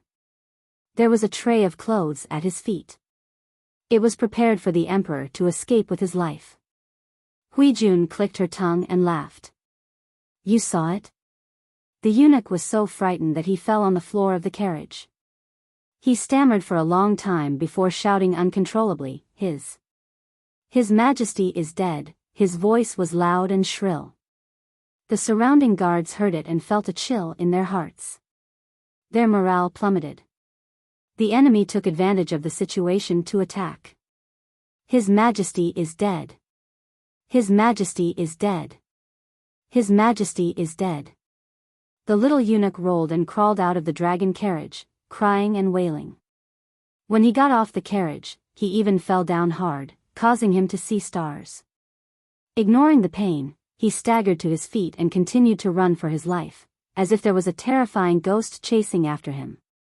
When the officials heard the news, they almost fell to the ground.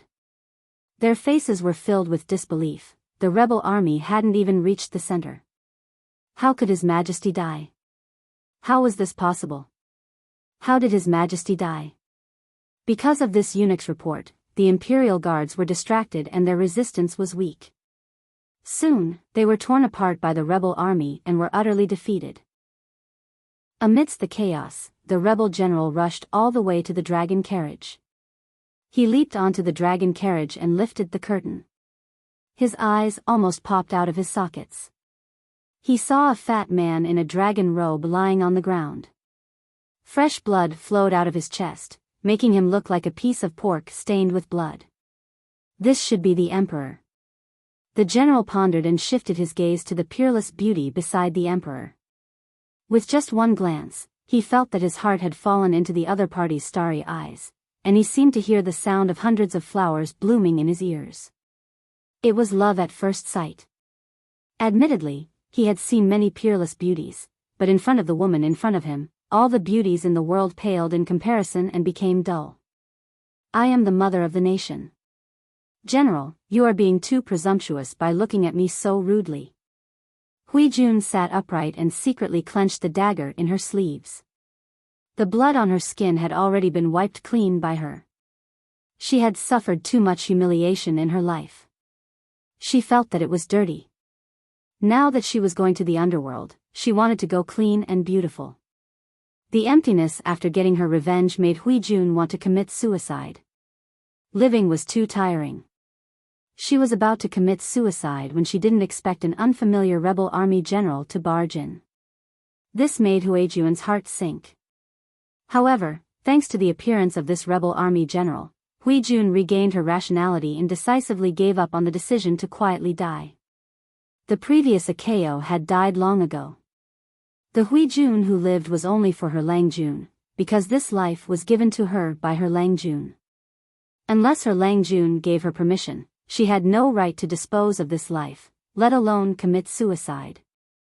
No matter how difficult it was, she had to live. Mother of the nation? So you are the Empress. What a coincidence. The young general's eyes turned. His words were disdainful, but he secretly felt that it was a pity.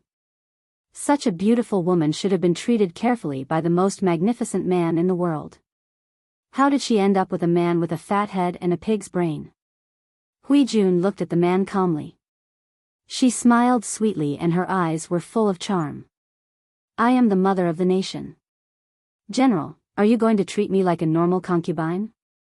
The man thought that Hui Jun would panic and cry or lose her composure and beg for mercy, just like the beautiful concubine who had been captured in the imperial city of Qinzhou. However, he didn't expect Hui Jun to have such a reaction. She didn't look like a prisoner at all. Not only did she not, but she was also arrogant. He was clearly looking down on her, but she was arrogant as if she was looking down on all living things, including him. Even he couldn't help but want to kneel at her feet to show his submission. This thought only appeared for a moment before he forcefully suppressed it. He laughed arrogantly. You are the mother of the nation and my spoils of war. Naturally, you will be treated differently from normal concubines. Hui Jun's heart relaxed. She had already sheathed the dagger in her sleeve. In a moment of panic, Hui Jun felt something tighten around her waist. Her whole body crashed into the man's chest and touched the cold and smelly armor. Beauty, I know you have a dagger in your hand. You can also use it to hurt me. Whether or not you can hurt me depends on your ability. As he said this, he smiled and bit Hui Jun's earlobe. His warm and husky voice was full of seduction. Hui Jun was also experienced. How could she not know what this man was planning? She secretly gritted her teeth and resisted the urge to hurt him. Now, self-preservation was the most important thing. She could bear with anything else. The man laughed and picked Hui Jun up and mounted the horse. The fighting outside continued. The rebel army's advantage was becoming more and more obvious. The rebel army and the imperial guards were fighting. Both sides were in a killing frenzy and didn't pay attention to the situation outside. The rebel army general felt very comfortable with such a beautiful woman. Just as he was about to pick up his weapon and continue killing, an inexplicable sense of danger shot from the soles of his feet to his brain. He couldn't describe the feeling. If he wanted to describe it specifically, it was as if there were eyes staring at him from all directions, making it impossible for him to escape. He raised his eyebrows and clamped down on the horse. Just as he was about to find the source of the danger, he saw chaos in a certain part of the battlefield. Hui Jun was leaning in the man's arms, accepting her fate. She calmly planned her next step. She knew that her face and body were the most irresistible attraction to men. If used well, she would be very safe. As she thought this, the man hugging her suddenly shouted and urged the horse to gallop in a certain direction. Hui Jun suddenly opened her eyes when she felt the jolt. Her bright eyes grew brighter and brighter, and her heart ached. Chapter 730. Lang Jun? The man's sharp ears caught Hui Jun's murmur. The anger in his heart was ignited, and his eagle-like eyes were filled with undisguised murderous intent. The silver spear was unbelievably agile like a spirit snake. It drew streaks of dazzling silver light in the air. Bright red blood, silver spear, and dazzling red tassels. One man, one horse, and one spear tore a hole in the battlefield. The silver spear came at them head-on. Flesh was torn apart by the sharp blade, and blood splattered everywhere. Before the rebel soldiers who were entangled with the Imperial Guards could react, their throats and foreheads were dyed red. Their heavy bodies fell to the ground, unconscious. It was like a wolf entering a flock of sheep. No matter how many sheep there were, they could not stop the momentum of the fierce wolf's slaughter. Hui Jun bit her lower lip nervously. Her hands involuntarily grabbed the man's armor. As the shadows of the spear flashed, the silver light was accompanied by blood. Even her emotions fluctuated violently. "Is that your lover?" The man hugging Hui Jun snorted coldly. He raised his weapon and charged toward the man. "It's a pity that he's an overconfident brat. I'm afraid he won't be able to rest in peace."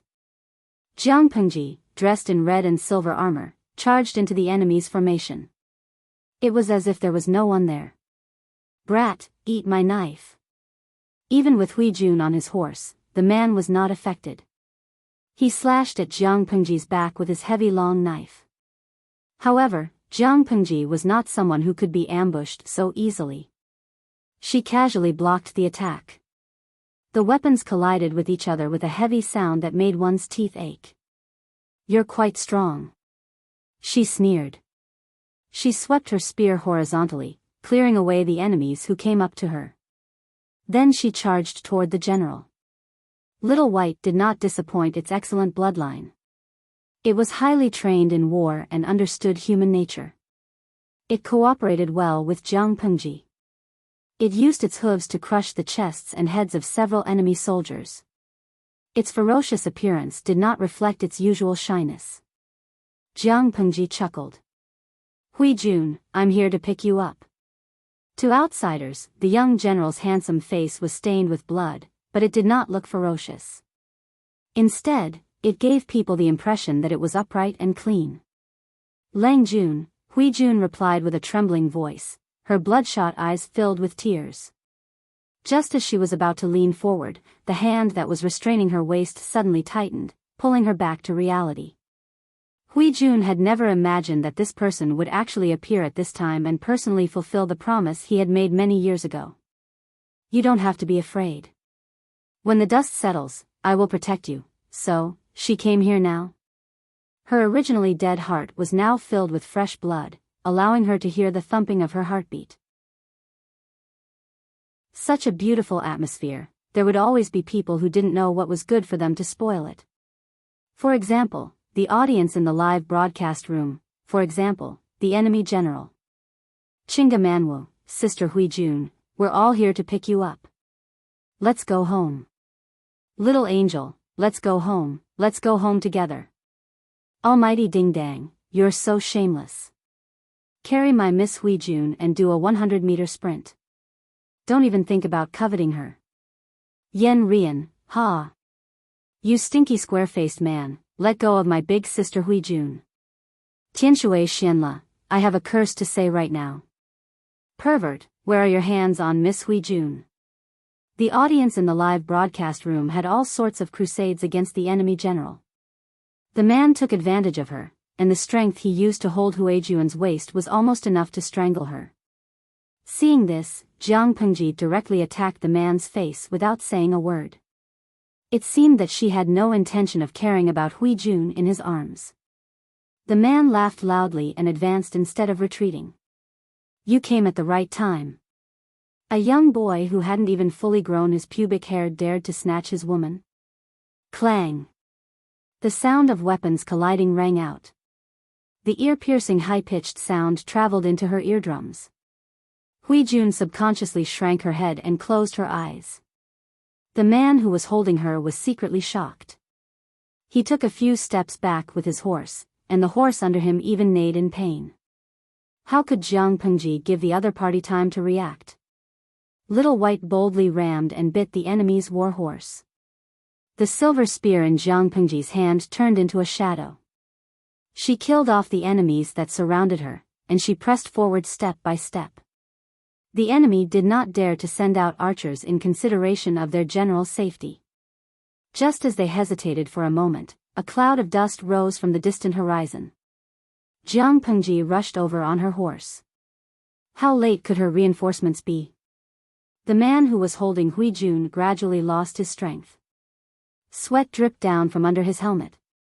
After a round of fighting, one of his actions was greatly admired by Jiang Pengji and the audience in the streaming room. Both of them tacitly avoided Hui Jun. Jiang Pengji could forget about it. She had originally rushed over to save people. The man knew this, but he did not use Hui Jun as a shield. Instead, he did his best to protect her. This open and honest style won Jiang Pengji's favor. However, the audience was still determined to hate him. All men who fought with them for beautiful girls were heretics. The man was also surprised and depressed. His strength was already rare and tyrannical. After so many years, there were few who could match up to him. He did not expect to meet someone with even more brute force today. It turned out that he was a young general who had not fully matured. It was fine that he was born with divine strength, but he was also agile.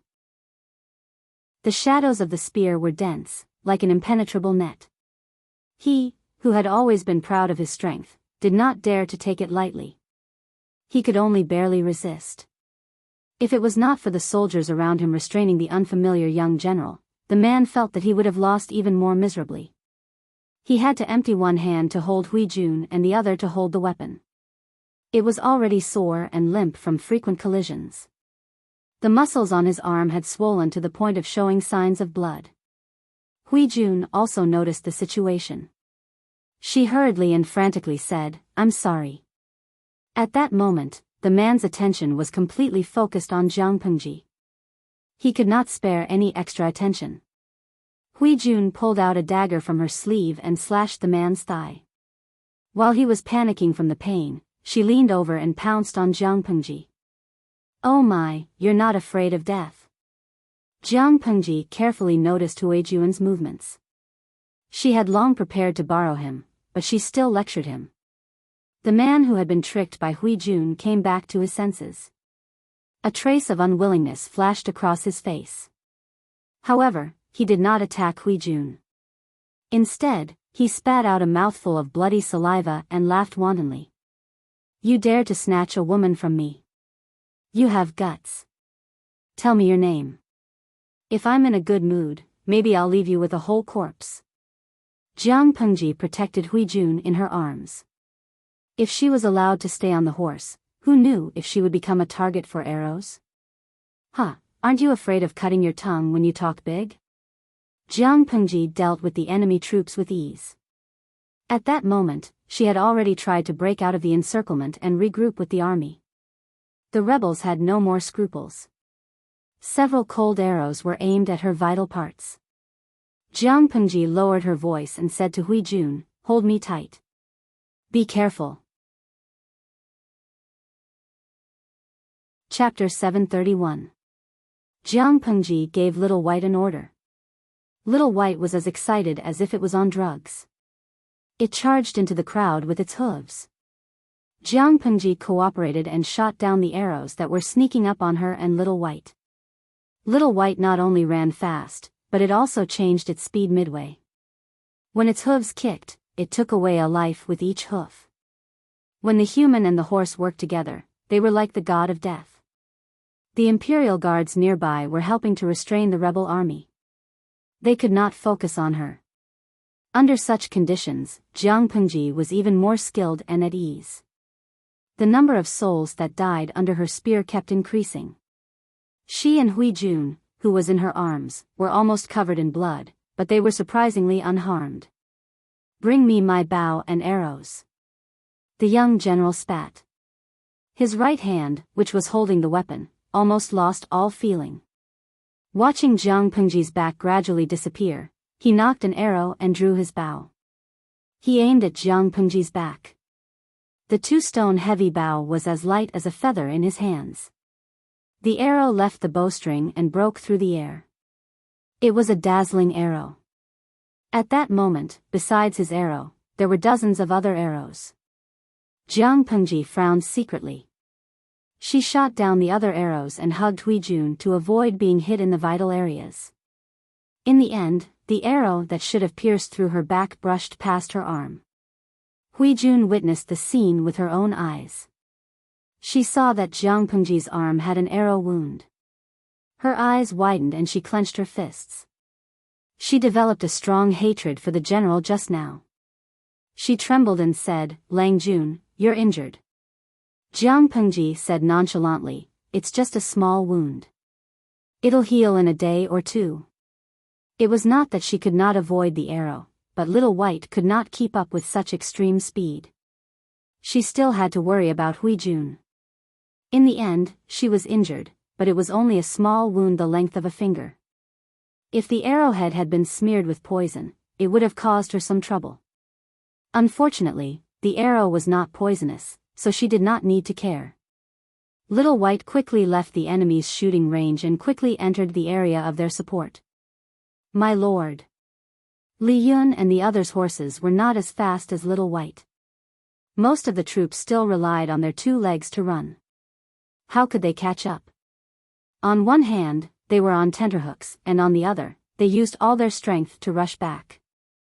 Their lord actually came back unscathed? With such a willful and reckless master, the life of the subordinates would be shortened by several years. "My heart is so tired, I really want to quit." "I'm fine." Jiang Pengji shook the blood off her spear and said calmly, "His Majesty's carriage and ministers are in front." When Meng Han and the others heard this, they knew that the target was right in front of them. They led the army and charged forward like wolves and tigers. The Imperial Guards thought that they would definitely be defeated. How could they have known that reinforcements would come to their rescue? As if he had been injected with chicken blood, his spirit was roused, and his depressed aura climbed back to its peak. Everyone's morale was boosted, and they launched a counterattack against the enemy. The balance of the battle tilted in their favor again. When the enemy general saw this, his face darkened. Just as he was about to raise his weapon to fight, a cold-faced young man came charging at him. Li Yun could tell how dangerous this man was and immediately picked him as his opponent to prevent him from killing ordinary soldiers. Another spear user. The general had just suffered a loss at the hands of Jiang Pengji, and immediately a strange young general jumped out. This made him furious. Hearing the man's words, Li Yun retorted indignantly. "What's wrong with a spear? Did he eat your rice?" He had learned these words from his master, and they were the best at infuriating. In a battlefield, it was a taboo to be distracted and angry. Verbal provocation was also a tactic. The man was so angry that he laughed. He planned to teach Li Yun a lesson. There was nothing wrong with being young and frivolous, but he had to know his place. In terms of battlefield experience, the man was naturally a level higher. However, he had already been tortured by Jiang Pengji, and his condition was not even 30% of his peak. How could he fight against Li Yun, who was known for his speed? Li Yun's horse was not bad, but his horse was far from his opponent's ferocious horse. The situation was in a stalemate. However, the outcome of the battle was not something the two of them could control. The Imperial Guards and reinforcements directly beat Prince Changshou's army to the point of tears. The man glared angrily at the direction Li Yun and Jiang Pengji retreated to. With a feint, he deceived Li Yun and turned to leave. "Don't go." Li Yun was ashamed and angry. He had been tricked. When he regained his senses and was about to give chase, he was stopped by Meng Han, who had rushed over. "Han Mei, don't chase a cornered enemy." Li Yun held back his anger. "Why not?" Meng Han could only hurriedly say, "I know that person. You can't handle his sneak attack yet." If Li Yun dared to chase after him, he would definitely not have it easy. He might even be killed by the opponent. Li Yun did not believe it, but when he took a closer look at the man's retreating posture and his tense right arm, he was so scared that he broke out in a cold sweat. "You're letting them escape just like that?" Li Yun was exasperated. The military merit that was already in his mouth flew away just like that. Without a generous military merit, he naturally could not receive a generous reward. Without a reward, he could not fill his wallet. What would he use to marry a wife? Thinking of Sheng Wanwan's background, how could Li Yun's heart be described as gloomy? A stray dog will always have a chance. Meng Hun sighed. His eyes flashed with some emotion. Let's go. Clean up the battlefield and report to the Lord. On the other side, Jiang Pengji also encountered a difficult problem. This problem was given to her by Hui Jun. Lang Jun, your servant killed the emperor just now. Hui Jun hesitated and struggled, but she still told the truth. At that time, if Hui Jun did not make the first move to gain the upper hand, the emperor would personally feed her poisoned wine or strangle her with white silk. She understood the emperor too well. He would rather be destroyed than let Hui Jun live. Why? Because he did not want Hui Jun to be tainted by other men. Rather than live, he would rather kill her with his own hands. Even in death, Hui Jun would protect his chastity. You killed him? Jiang Pengji frowned. She did not expect that the emperor did not die at the hands of Prince Changsho, but was sent to hell by Hui Jun's dagger. Hui Jun was about to ask for forgiveness. Lang Jun, your servant, if her death could help Jiang Pengji avoid trouble, she would gladly do it. But Jiang Pengji said, forget it. If he's dead, then he's dead. He's a piece of trash that will die sooner or later. The earlier he dies, the sooner he can reincarnate. It's not like he's the only emperor who can be emperor. If one dies, there are still millions of people waiting in line. What's there to be anxious about? To her, the emperor's death was far better than his life. Because if the emperor died, there would be more room for maneuvering. For example, the alliance could elect a young puppet emperor. Such an emperor would be easy to coax, trick, and manipulate. Similarly, this would also help her restore her identity. As for rescuing the emperor, her purpose in coming to rescue the emperor was to do business, poach people, and get the title of Wanzhou magistrate. That did not include keeping the emperor alive. Hui Jun killing the emperor had actually helped her greatly. However, as the person who had personally killed the emperor, her existence had to be well hidden. She could plan other things after the limelight had passed. Chapter 732. Jiang Pengji thought about it and decided to hide Hui Jun first so that she could fake her death to avoid detection. Looking at her face, Jiang Pengji raised her hand and wiped the wound on her arm, smearing Hui Jun's clean face with blood. I'll have to trouble you for the next few days. Once things settle down, I'll make sure that you don't have to worry for the rest of your life. Hui Jun felt the touch on her cheek. After a moment of silence, she said in a low voice, to me, Lang Jun is more important than a second parent. As long as Lang Jun says the word, even if I have to give up my life, I will have no complaints. I am willing to serve you for the rest of my life. Jiang Pengji raised her hand and pointed between Hui Jun's eyebrows with her index finger. Hui Jun looked up in astonishment, only to see Jiang Pengji smiling and refusing. No, there will be people who will treat you gently in the future.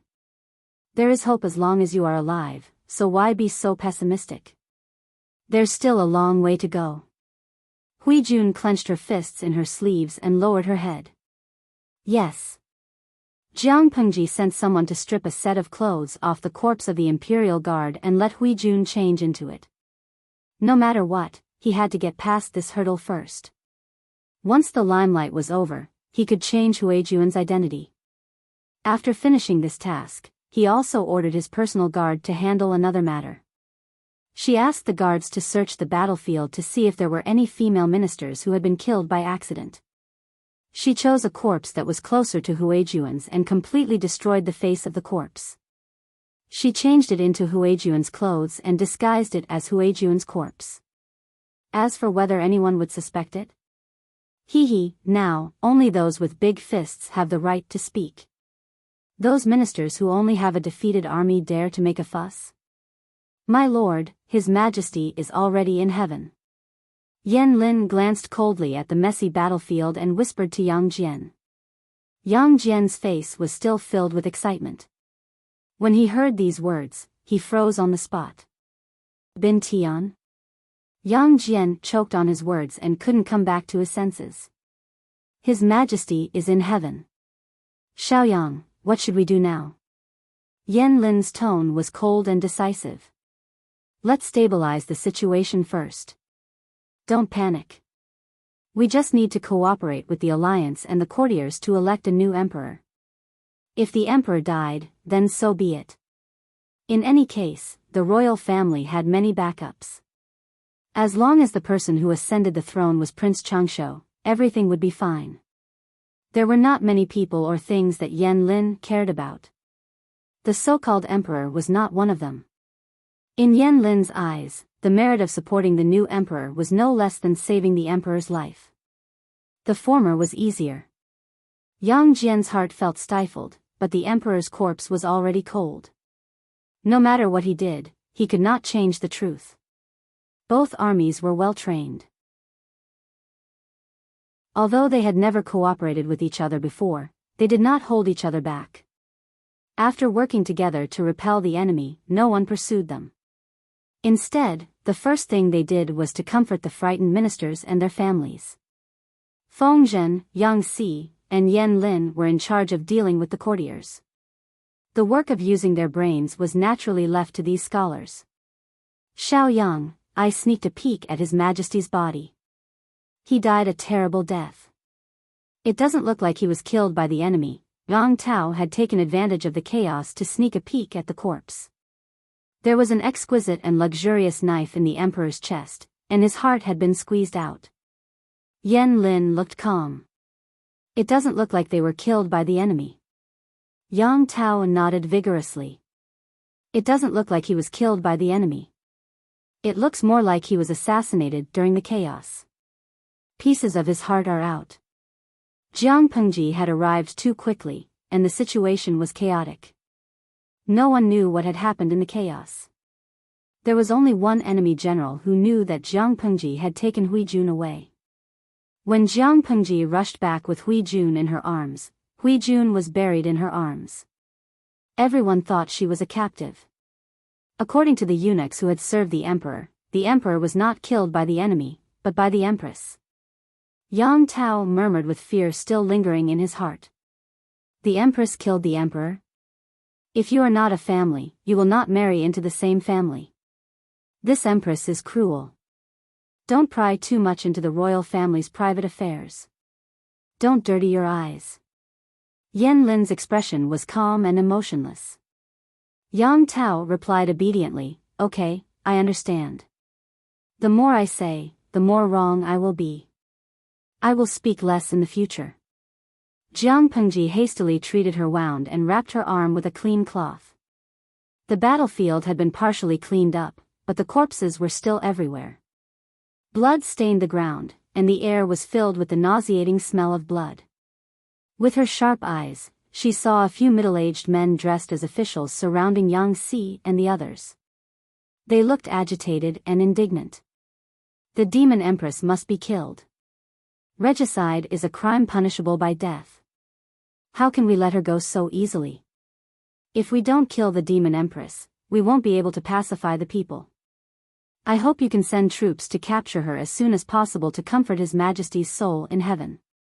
Jiang Pengji walked forward, and the officials looked displeased. They were in the middle of a serious discussion, and this insensible young general dared to interrupt them? She was about to say that the commoners were not allowed to come near, but Yang Si and Feng Zhen bowed to her. My lord. Who are we going to kill? We can hear it from afar. Jiang Pengji was satisfied to see the officials' expressions as if they had eaten a fly.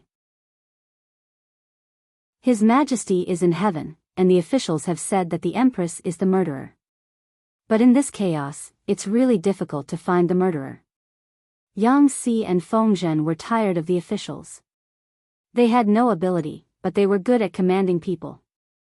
It was fine to give orders, but they were giving orders blindly. They and Yang Jian's troops had a total of 25,000 soldiers, and they had just suffered some losses. It was already difficult enough to protect the officials and their families with such a small number of soldiers. Later, they would have to escort the emperor's body back to the imperial city of Qinzhou and drive away the enemy troops in the city. They were severely understaffed. These officials, who took advantage of their seniority, wanted to overstep their authority and asked them to send troops to find the empress who had killed the emperor. Wasn't this telling Prince Changsho, "Come, come, we are understaffed. Hurry up and send someone to attack us"? Thinking of this, Yang Si and the others didn't know what to say. However, these were all old officials in the court. They were old and respected, so they couldn't be treated lightly. They could only respond to them. Jiang Pengji's eyes moved, and she calmly glanced at the officials. Her eyes were calm, but the blood on her body and the murderous aura that hadn't dissipated made them nervous and subconsciously feel weak. Jiang Pengji stared at them and said, "Their words are not unreasonable. His Majesty's death is a matter of national mourning. We can't let the murderer go so easily. As for the Empress, there seems to be a body that fits the criteria, but the body was almost trampled by people and horses, and it was beyond recognition. Only the clothes on the body can identify it. Why don't you go and identify it?" The officials looked at each other. They were all experienced people, so how could they not see that Yang Si and the others were just being perfunctory? They were all prepared for a long war, but they didn't expect Yang Si and the others to be so easy to talk to. "Thank you." The few old officials bowed and expressed their gratitude with great sincerity. Chapter 733. As soon as he finished speaking, 2 armored soldiers carried a simple stretcher over, one in front and one behind. Several ministers secretly craned their necks to see what was going on. The person on the stretcher was covered with a layer of white cloth, but there was blood dripping from the bottom. Pieces of flesh fell from time to time. This situation caused the eyes of the old ministers to twitch, and a bit of fear arose in their hearts. Before they could say anything, Jiang Pengji asked someone to remove the white cloth, revealing the corpse inside. The head was colorful. Blood and brain matter mixed with skull fragments. The body below the neck was no longer what it was. Only the color and material of the clothes on the body could be seen. One look and you could tell that it was not something an ordinary person could wear. The ministers' faces turned green, and some could not help but turn their heads and retch. They weren't the only ones who vomited because of the hardcore scene. Even Jiang Pengji's advisor was so shocked that his face turned pale. The bullet screens in the streaming room were overwhelming. The audience tried to use the bullet screens to cover up the horrible scene. The disgust index was off the charts. Pengji's wife, "Oh my God, I'm scared to death." The scene in the streaming room is scarier than a supernatural thriller. "Xinjia, host, can we discuss something? Can you give us a warning before the high-energy scene?" Blood-stained Rose Thorn, I forced myself to watch the scene of the streamer slaughtering her way in and out. In the end, I kneel before a corpse. To be honest, I'm so scared that my hair is about to stand up. I heard that Guojia is censoring the violence. Wouldn't the streaming room be forced to censor such a violent scene that could give people a heart attack? To be honest, the Ring of Death is not that scary. Gui Kai Guofengxiu, the host's streaming room has been running for so many years. It would have been censored a long time ago. And Changhuan, as an emergency nurse, I've seen many car accident scenes. I thought I had a high tolerance level and that there was nothing in the world that could scare me to tears, until I entered this live stream. I hugged my chubby self with a heartache. The audience in the streaming room had a big reaction, but Jiang Pengji was still indifferent. She had seen all kinds of scenes. This bloody scene was a piece of cake for her. She asked the old ministers calmly. "Look carefully. Is this the Devil Empress corpse?" A few of the old officials were as pale as snow. Some of them had to be supported to stand. They deeply suspected that Jiang Pengji was doing this on purpose. Even the corpse's mother wouldn't be able to recognize it, let alone them. They didn't have any special abilities, so how could they identify the owner of a corpse that had been trampled into mud? However, the Empress was indeed wearing this set of clothes.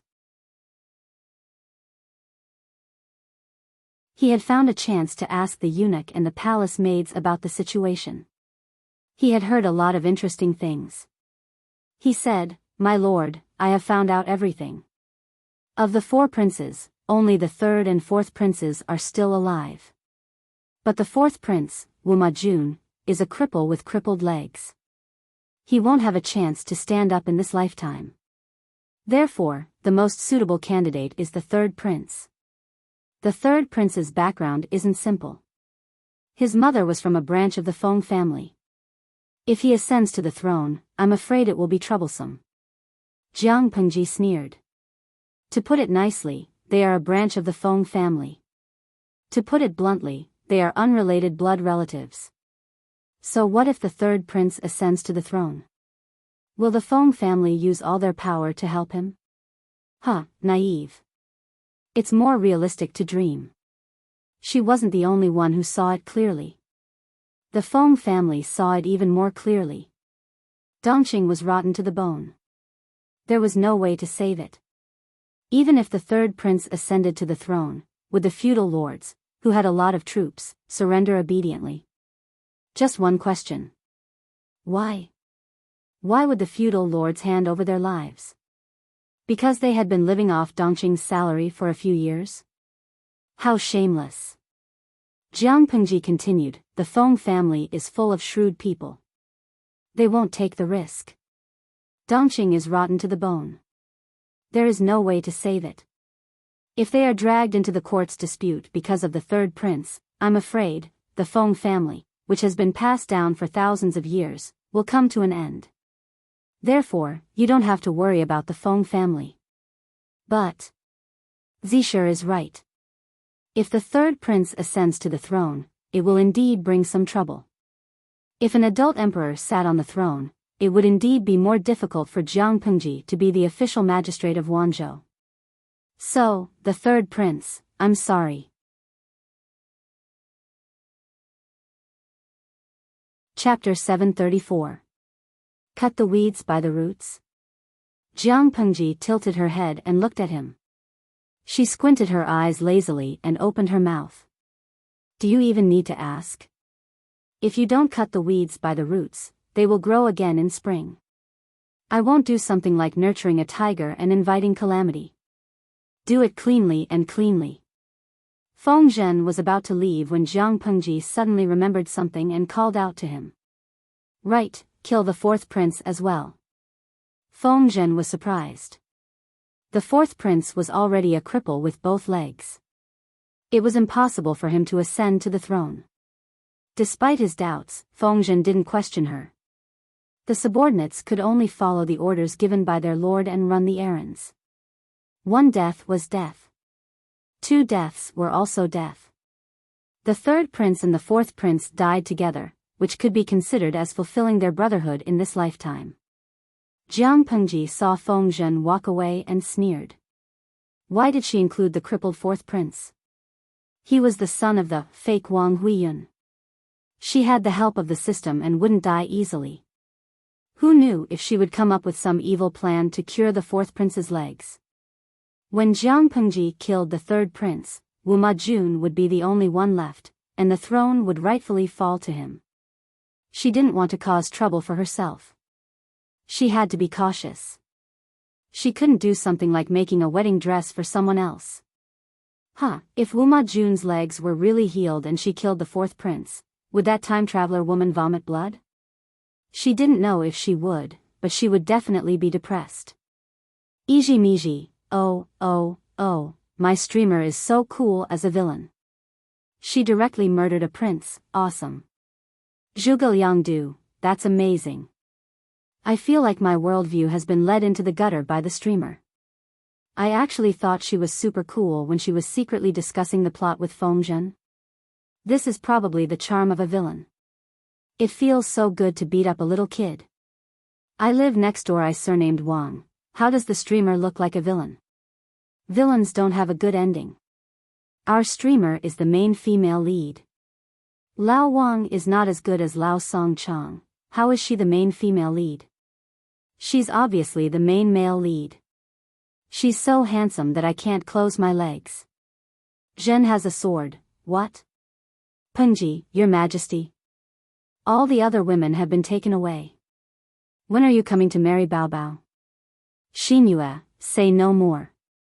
Draw your sword, love rival. Prince Changshuo's army was stopped midway and suffered heavy losses. They had no choice but to retreat to the imperial city of Qinzhou.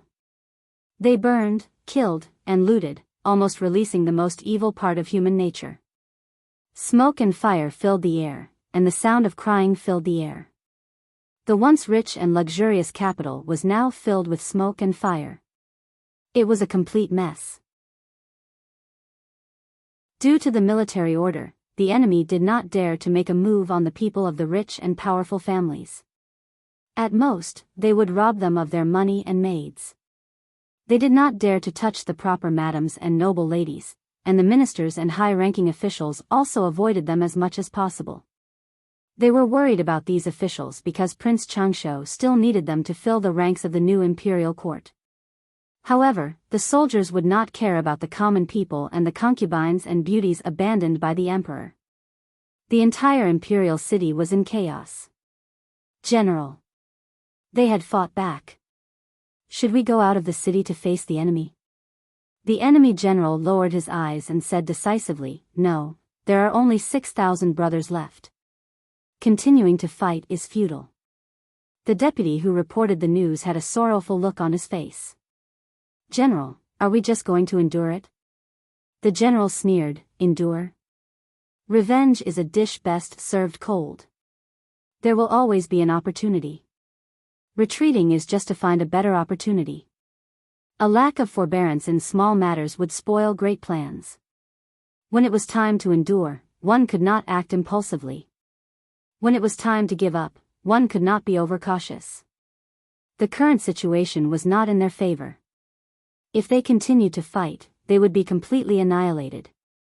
The best thing to do now was to meet up with the main army as soon as possible. The general decisively gave the order to abandon the city and escape. Before abandoning the city, he ordered his men to take away all the officials who had not escaped in time. Without these mainstay officials, the imperial court would be nothing more than an empty shell. How long would it be able to survive? Little did he know, his action had actually helped Jiang Pengji greatly. 2 hours after they left, Jiang Pengji and Yang Jian's army arrived. The city was in ruins. The once luxurious palace was now in ruins. It was like hell on earth. On both sides of the road, there were many dead palace maids with disheveled clothes. Many eunuchs had died tragically, their heads separated from their bodies. My lord, there are probably no more enemies in the city. We can send someone to do that first. It'll be easier to do it later. Feng Zhen had not yet entered the city. He looked at Jiang Pengji and said in a low voice, we can't afford to lose this opportunity. If they did not kill the princes while everyone was distracted, it would be troublesome later. Okay, I understand. Keep Yan Lin busy. Don't let him know. Feng Zhen chuckled. Yan Lin is not a simple man. Even if he knows, he will probably pretend not to know. As long as Yang Jian and Jiang Pengji's interests did not conflict, Yan Lin had no reason to stop them. Feng Zhen and Yan Lin commanded and stabilized the situation in the city. They put out the fires, rescued the people, and cleaned up the rebels. Yang Si was in charge of dealing with the old officials. He led his men to catch up with the main army and buy time. Their lord was an extremely daring person, and the counselor who followed her to fool around was naturally not as timid as a mouse. It was just killing 2 princes. So be it. Yang Si rode on the horse with a smile on his face. He did not have the slightest sense of urgency from the war. In the imperial city of Qinzhou, the 3rd prince was convicted of seducing his stepmother and causing chaos in the palace. He was expelled from the royal family by the emperor. However, his mother was from a side branch of the Feng family. Even though she was now a commoner, his life was not affected. When the imperial city was breached, he was still playing with the birds in the garden. It was not until the housekeeper came to report that he realized the situation outside had changed. He wanted to escape, but the city gate was occupied by the enemy. He could only change into commoner clothes and hide in the haystack of the stable. He barely managed to escape the calamity, but all the concubines, maids, and manservants in his mansion were all killed. It was not that he did not hate them, but he was afraid of death. Even if his beloved concubine was being bullied not far away, he could not muster up the courage to fight to the death. It was not until the enemy had retreated and his mansion was in shambles that he carefully crawled out. The situation in the imperial city of Qinzhou changed quickly. In the blink of an eye, news came in. The alliance had sent reinforcements. The evil Empress was dead. The rebels had been defeated. The emperor had passed away. The third prince's heart beat like a drum when he heard the last piece of news. His two older brothers were dead. His fourth brother, Wu Majun, had no chance. He was the only one left. As for the matter of him and his stepmother causing chaos in the palace, he only needed to push the blame to the evil empress and he would be able to clear his name. The third prince's limbs were filled with strength when he thought about this. Only when a group of armored elites entered the third prince's residence did he feel completely at ease. "I am the third prince you are looking for." The soldier looked him up and down and asked in a low voice, "Are you really?" The third prince was infuriated and scolded the man. Although the third prince was not very capable, he had been raised in the royal family for many years. Ordinary people could not imitate his nobility.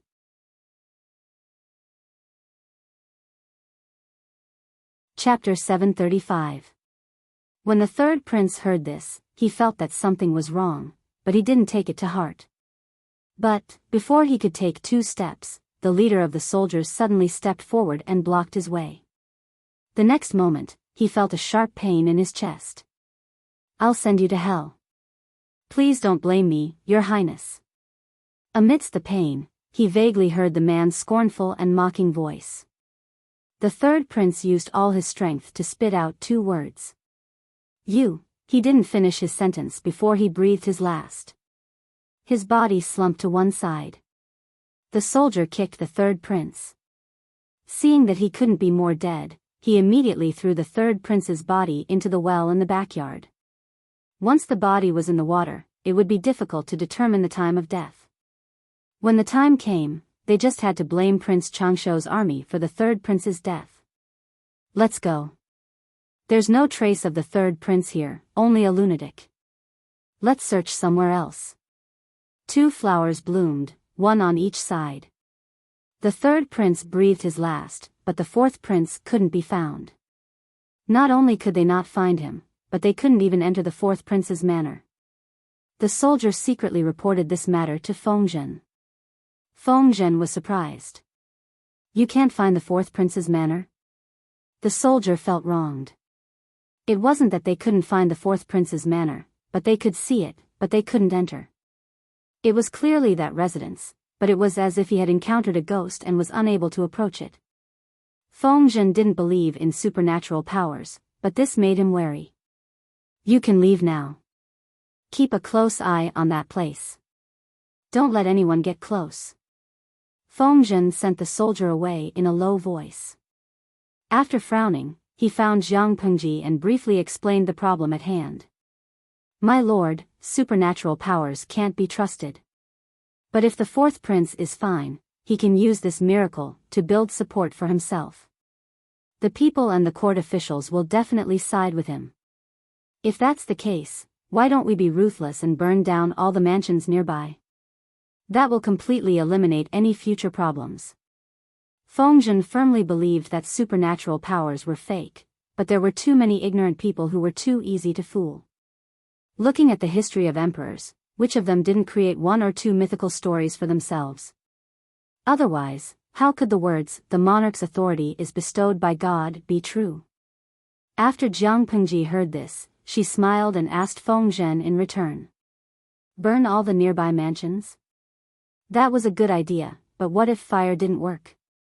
All of the nearby mansions have been burnt to ashes, and only the fourth prince's mansion is still intact.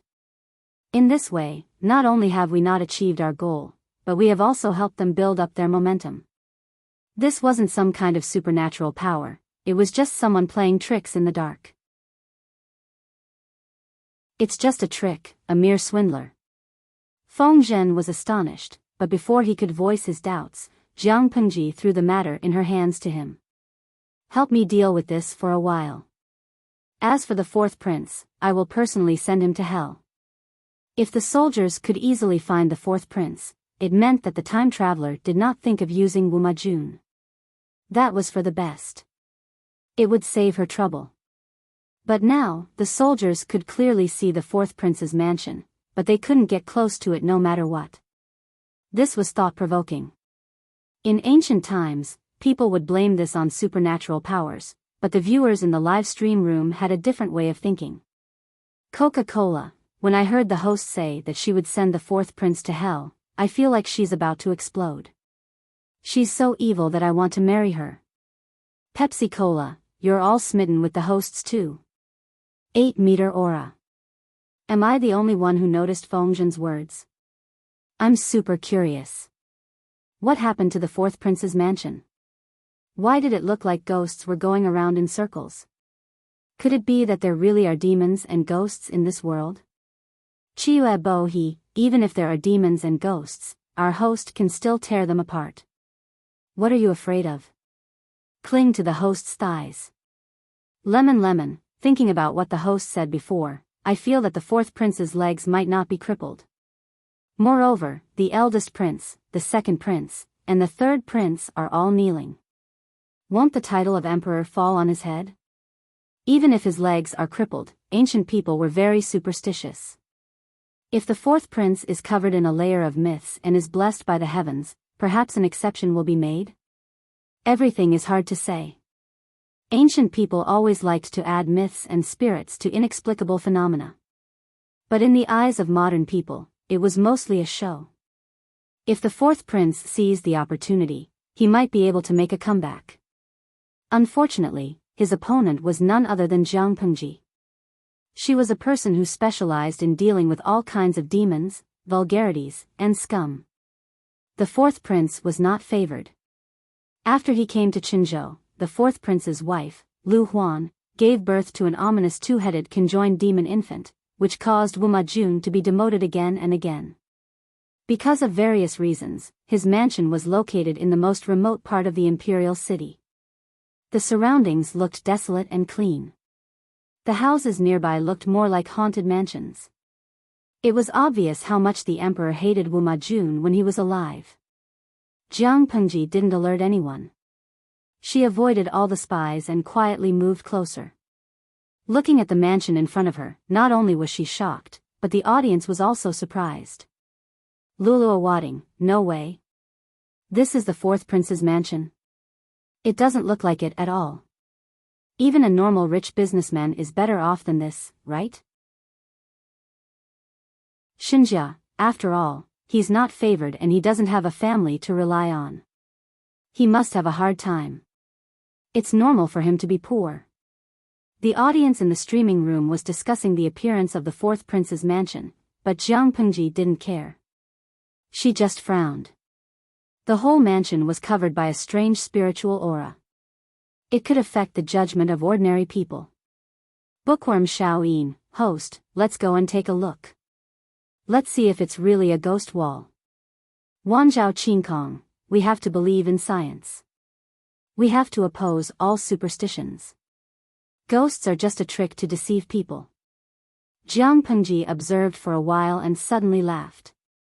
It was indeed a trick that couldn't be used in public. It could work on ordinary people with weak mental strength, but to confuse her? It would be faster to refine it. Compared to the cold outside, the inside of the mansion was very lively. Wu Majun hugged a few maids all day long and had fun. He was very carefree. Humph. You're still messing around here? He reached his hand into the maid's collar. His palm was soft. Seeing that a disharmonious scene was about to unfold, a cold snort suddenly sounded. It was as if he had been struck by lightning. He pushed the bewildered servant girl to the side and chased everyone out. He knelt on the ground and said respectfully, "Mother." A delicate and pretty figure suddenly appeared in the originally empty place. She was dressed in red. Her beauty was unparalleled. Her face was covered with gorgeous makeup, which made her look even more flirtatious. Chapter 736. You still know that I'm your mother? The woman in red snorted coldly. Wuma Jun confessed in fear and trepidation. After a while, he was moved to tears. Mother, what you said makes me feel terrified. The woman in red did not want to waste time with him. The Allied army has already entered the city. It's time for you to perform. Don't let me down. Facing such a merciless order, Wuma Jun was secretly resentful.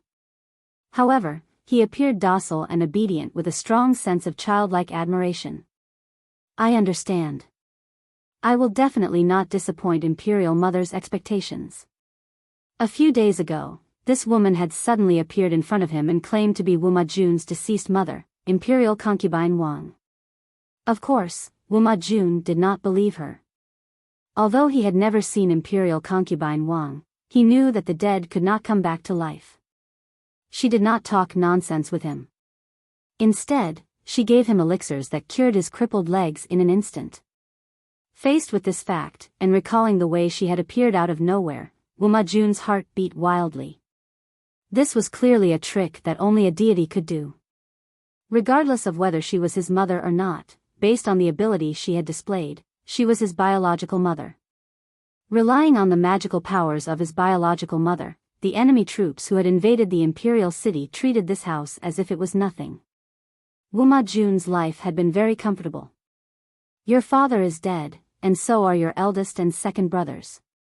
Now, the only one who can compete with you is your third brother. The woman in red opened her red lips slightly. Her eyes were cold. She stood in front of Wuma Jun and looked down at him. She said arrogantly, with me helping you, the outside world will think that you are the beloved son of God. I even cured your crippled legs. This is your confidence to compete for the throne. No one can be compared to you. When the time comes, I will contact the Wang family and ask them to support you. Then, you can sit on the throne. Of course, the woman in red could not contact the Wang family again, but her words reassured Wuma Jun. When the emperor died, the most qualified person to inherit the throne was the emperor's son. Wuma Jun's heart was beating like thunder. He was so nervous that even his palms were sweating. He had never thought that the throne that he had dreamed of for so long would be so close to him. It was almost within his reach. All of this was thanks to the red-clothed woman before him, his birth mother. He said to the red-clothed woman, "Thank you, Imperial Mother, for your meticulous planning for me.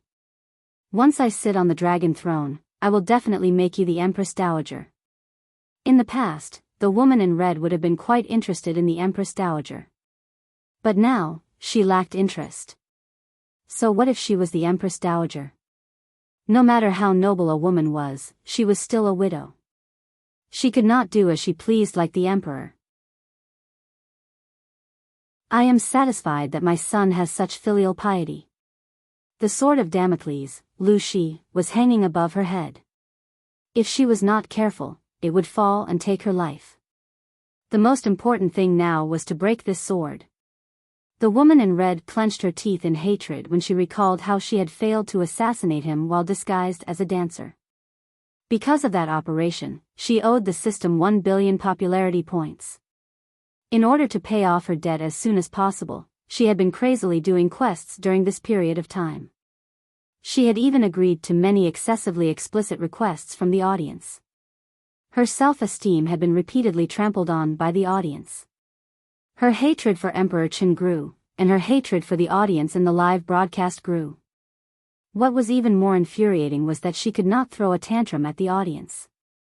If she offended these rich people, who would be willing to spend a lot of money for her? Later, she had a careful discussion with the system. To take Lu Shi's life, assassination alone was not enough.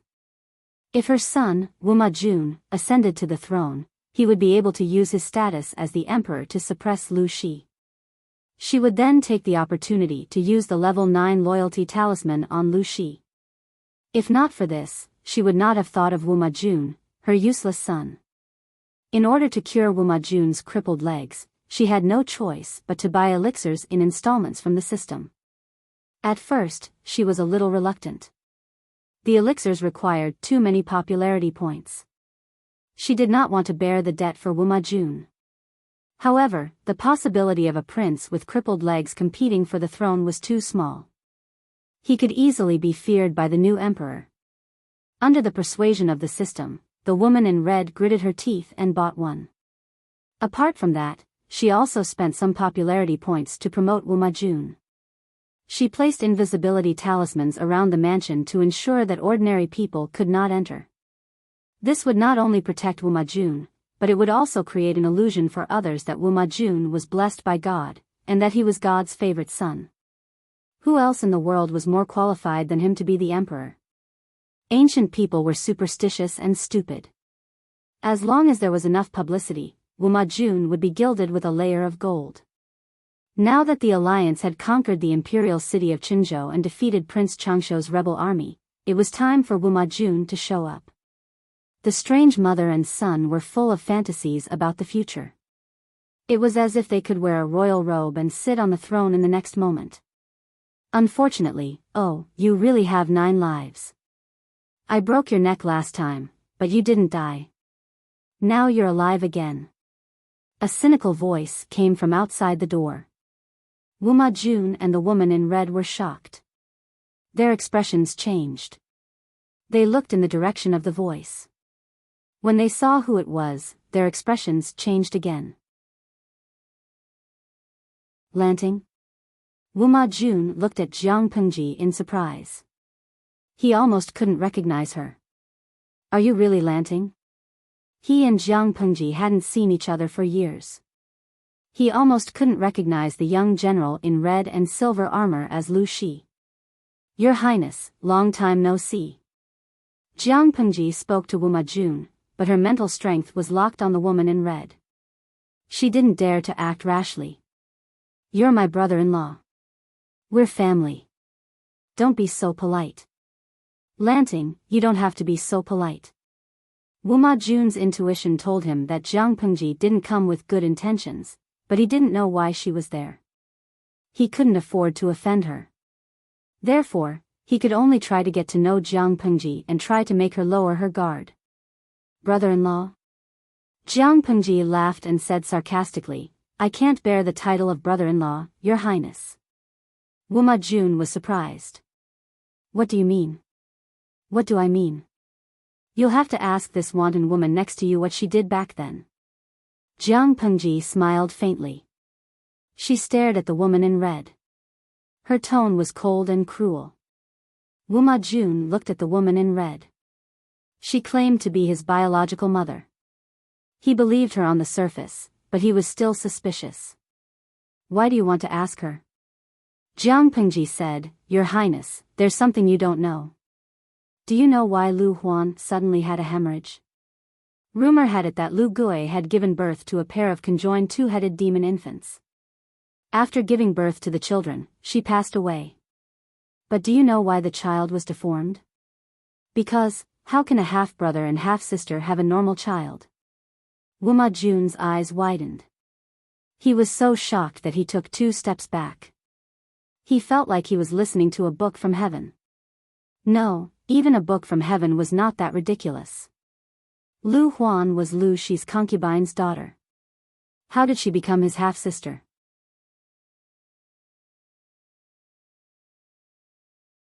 Chapter 737. I'm slandering you? Why don't you ask the person next to you for proof?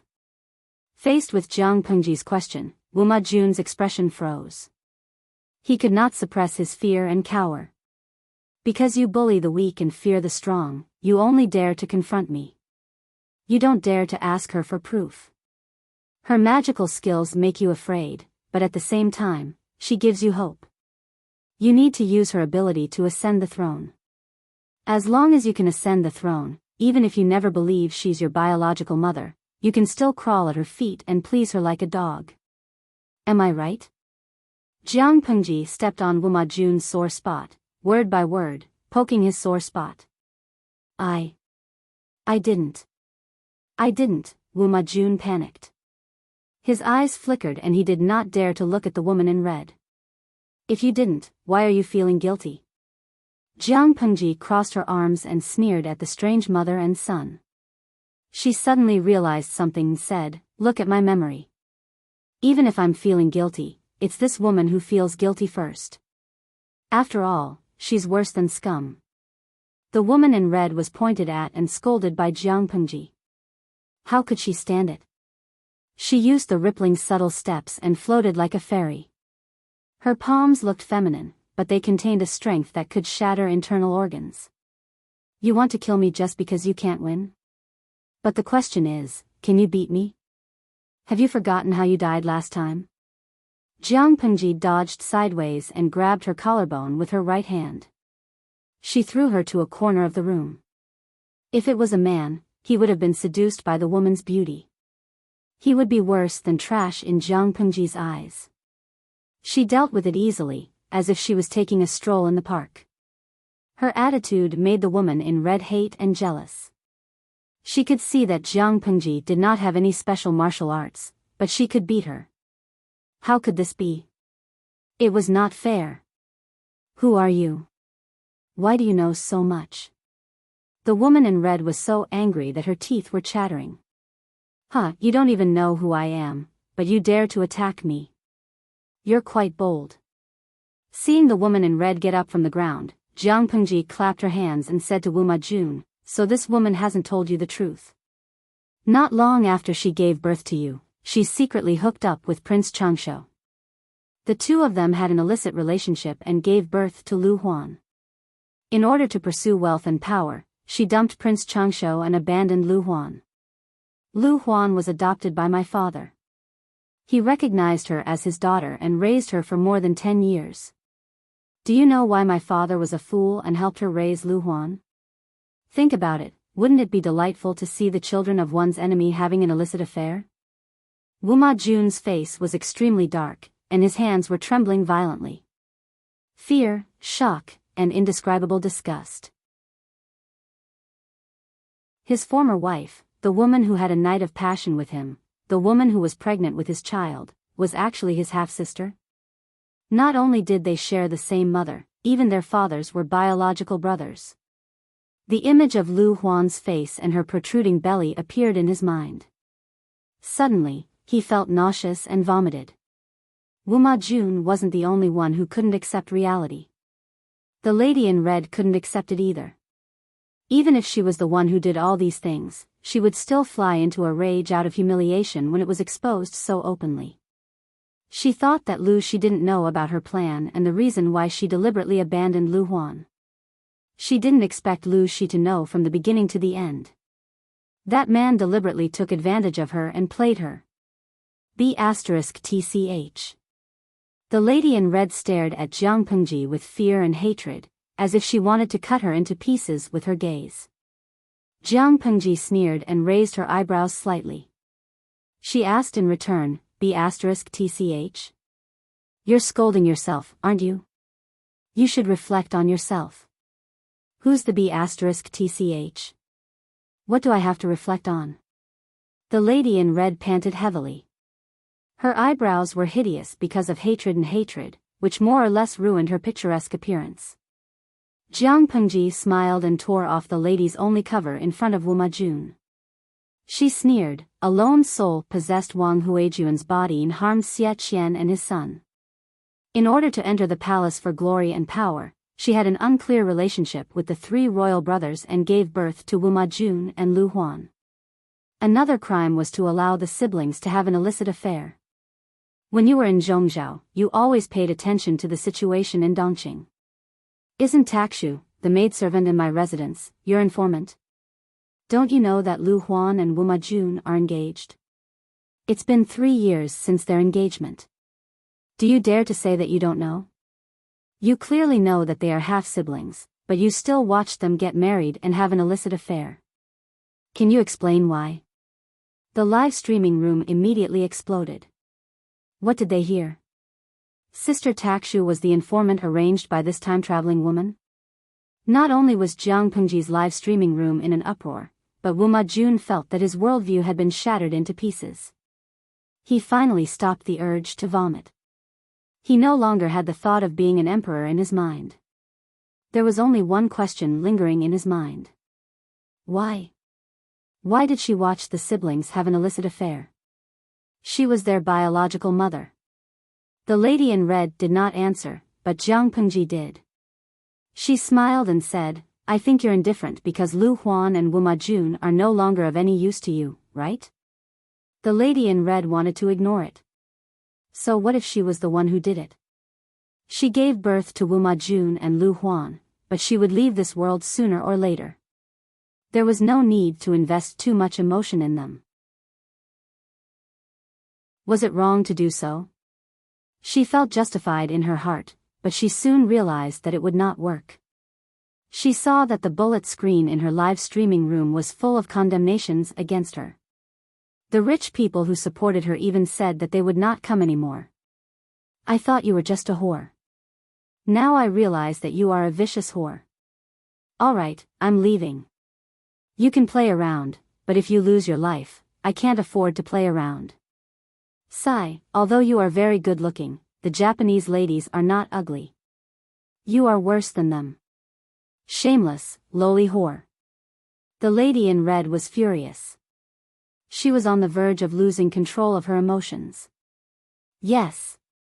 I was the one who did all these things. At least I dare to take responsibility for what I did.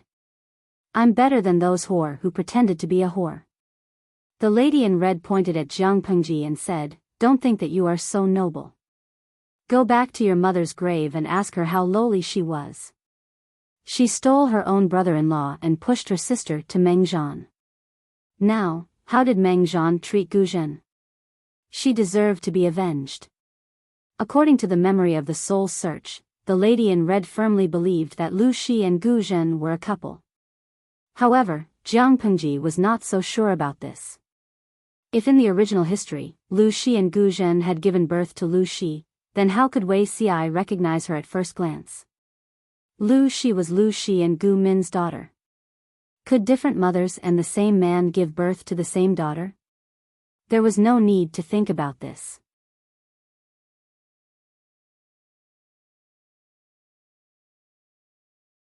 So, who does this child belong to? There was no paternity test in this era, and the unreliable blood test was still bullshit. Meng Zhan had always felt that he was under a cloud. It was hard for him to talk about it. He wanted to find a chance for Gu Zhen to beat the child and then let the matter go.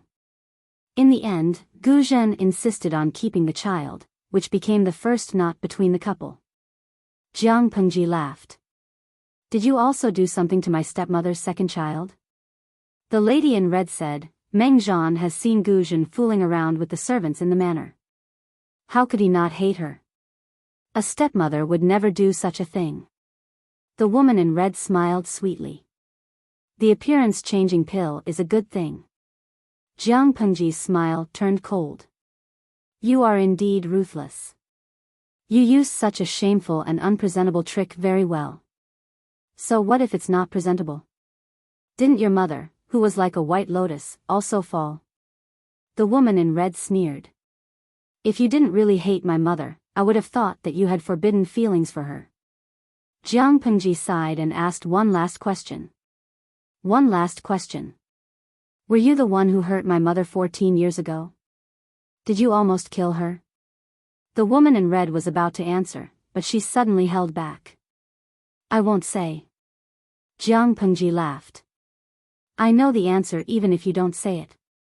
It's rare to see someone as stupid as you in the world. The woman in red's anger that had just been extinguished burned again. She secretly squeezed the grade 9 loyalty talisman. The system secretly stopped her from doing anything. Host, now is not a good time to make a move. You are also not her opponent. Lu Shi's spirit is very strong. You must wait until she is defenseless or when she is seriously ill and weak. Only then will the success rate be 100%. She is still at her peak. The success rate of the grade 9 loyalty talisman is much lower than normal. Don't take the risk. Retreat first. As long as there is life, there is hope.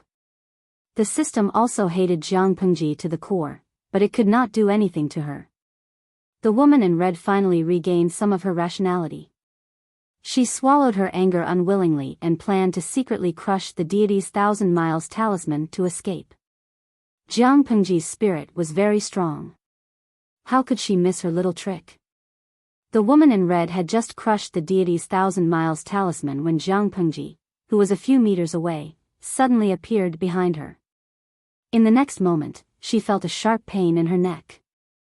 The sound of bones breaking reached her eardrums. Since you've revealed so much, I'll give you another chance to turn things around. See you next time. Jiang Pengji respectfully sent the woman in red off with a smile. She seemed very happy on the surface, but her heart was gloomy. She had done so many wrong things.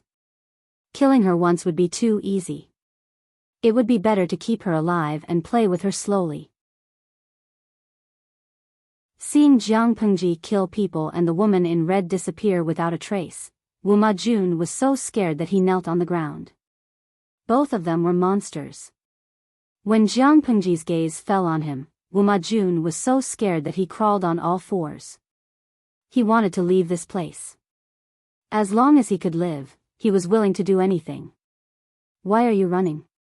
Before Wu Majun could crawl 2 steps, he felt a strong impact on his waist. Jiang Pengji stepped on him.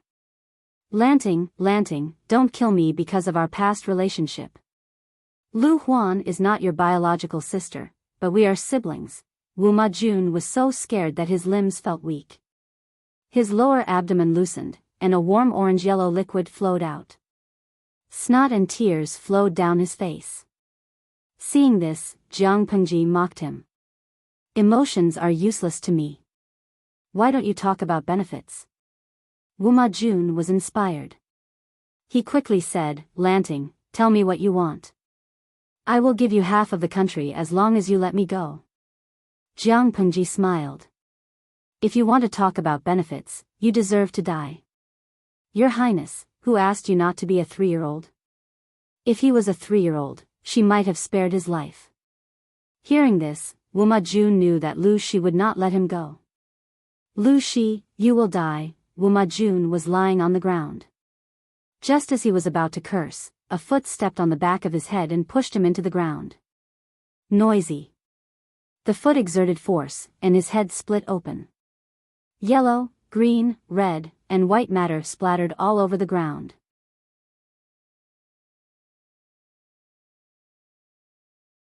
Chapter 739. Dozens of miles away from the imperial city of Qinzhou, the corpse of a woman in red suddenly appeared. Her head was strangely twisted, and she died with her eyes wide open. Host, you're dead again. In the system space, the system's cold voice told the woman in red the news. She had been killed twice by the same person in the same way. How ironic. The woman's soul left her body and floated into the system space. Her face was pale, and she shouted angrily at the living room. Shut up. I know I'm dead. I don't need you to tell me this. After shouting, the woman scolded the system. Is this also my fault? I listened to your advice and gave up on using the level 9 loyalty talisman on her. Why did I still die? It's all because of the talisman you gave me. I didn't teleport her away immediately. I already crushed it. Why did Lu Shi still catch me and crush my neck? Isn't this your fault? The system was silent for a while, then warned the woman in red in an even colder tone. Host, I hope you can calm down. The system can't be wrong. The talisman can't be wrong either. The woman in red laughed coldly. If it's not wrong, why did I die? The deity traversing 1,000 miles talisman is a product of the cultivation plane. Its usage involves the realm of the mind and soul. Lu Shi's mind and brain are very strong, comparable to a cultivator's. She's not a cultivator and has no spiritual power, but she can use her mind to interfere with the activation of the talisman and delay the teleportation portal by 1 to 2 seconds. That is enough time for her to crush your neck. The woman in red was stunned. She asked the system after a while. Why didn't you tell me this earlier? If she had known, she wouldn't have foolishly used the talisman in front of Jiang Pengji. The system's tone was still emotionless. You have to buy any information about Emperor Qin, which costs a lot of popularity points. Although you are my host, as a fair and impartial system, I have no obligation to tell you this information. If you are strong enough, you can discover them on your own. Therefore, this is not the system's fault. The fault lies entirely with you. You are too weak. In the face of the system's reasonable answer, the woman in red could not refute it at all. She could only swallow her anger. After calming down, she had to face an even more cruel reality. She had died again. If she wanted to be resurrected, she would need to pay the system 1 billion popularity points in installments. Facing the increasing debt, she felt powerless, but she had to endure it. She gritted her teeth and said, but it's not like I didn't gain anything. Lu Shi, just wait for the father and daughter to kill each other. While the woman in red waited for her resurrection, Jiang Pengji hummed a tune in a carefree mood. Feng Zhen was very surprised to see this. My lord is in a good mood. Jiang Pengji made a gesture. People are in high spirits when faced with happy events. Your lord will be promoted soon. How can I not be happy? When Feng Zhen heard this, he knew that the fourth prince had been eliminated, and he immediately broke into a smile. Congratulations, my lord. Congratulations, my lord. Feng Zhen half-jokingly bowed and congratulated her. He rubbed his hands together and said, if my lord is promoted, can you give me some benefits? For example, last year's 7-day break? For example, fine wine, delicious food, and beautiful women? For example, gold, silver, and jewelry? Jiang Pengji's smile disappeared. There are rewards, but vacation, delicious food, wine, and beautiful women. None of that. Feng Zhen was speechless. He had helped his lord so much. Why didn't he get these little benefits? He looked as if he had nothing left to live for. He could only accept his fate, put away his playful thoughts, and continue to work. After the looting by the rebel army, the entire Qinzhou imperial city was in chaos. Theft, rape, and looting were common. Yan Lin and the others quickly pacified the chaos in the city, rescued the remaining officials and their families, and protected the royal family. The former crown princess and a few of the royal grandchildren have been found, but the former crown prince's concubines and daughters are dead. It was good enough that they could protect the crown princess and the royal grandchildren. Who would have the time to care about the concubines and daughters? Yan Lin sneered and looked down. It's good that they've been found. What about the third and fourth princes? His subordinate reported, we've sent people to look for them. I think we'll have news soon. Yan Lin furrowed his brows. He had a bad feeling about this. Although they had found the royal grandchildren, the officials were more concerned about the third and fourth prince's whereabouts. At the very least, these two were adult princes, while the other princes were still too young. After urging them several times, they finally found the two corpses at dusk the next day. The third prince's body was swollen from soaking in the well water. There was a knife in his chest, which was used by Prince Changshou's soldiers. The third prince was easy to find, but the fourth prince was more difficult. There was a ghostly power that prevented them from entering the mansion. The power appeared strangely and disappeared suddenly. When they entered the mansion, they found the fourth prince lying on the ground. His head had been smashed by someone. He had died a horrible death.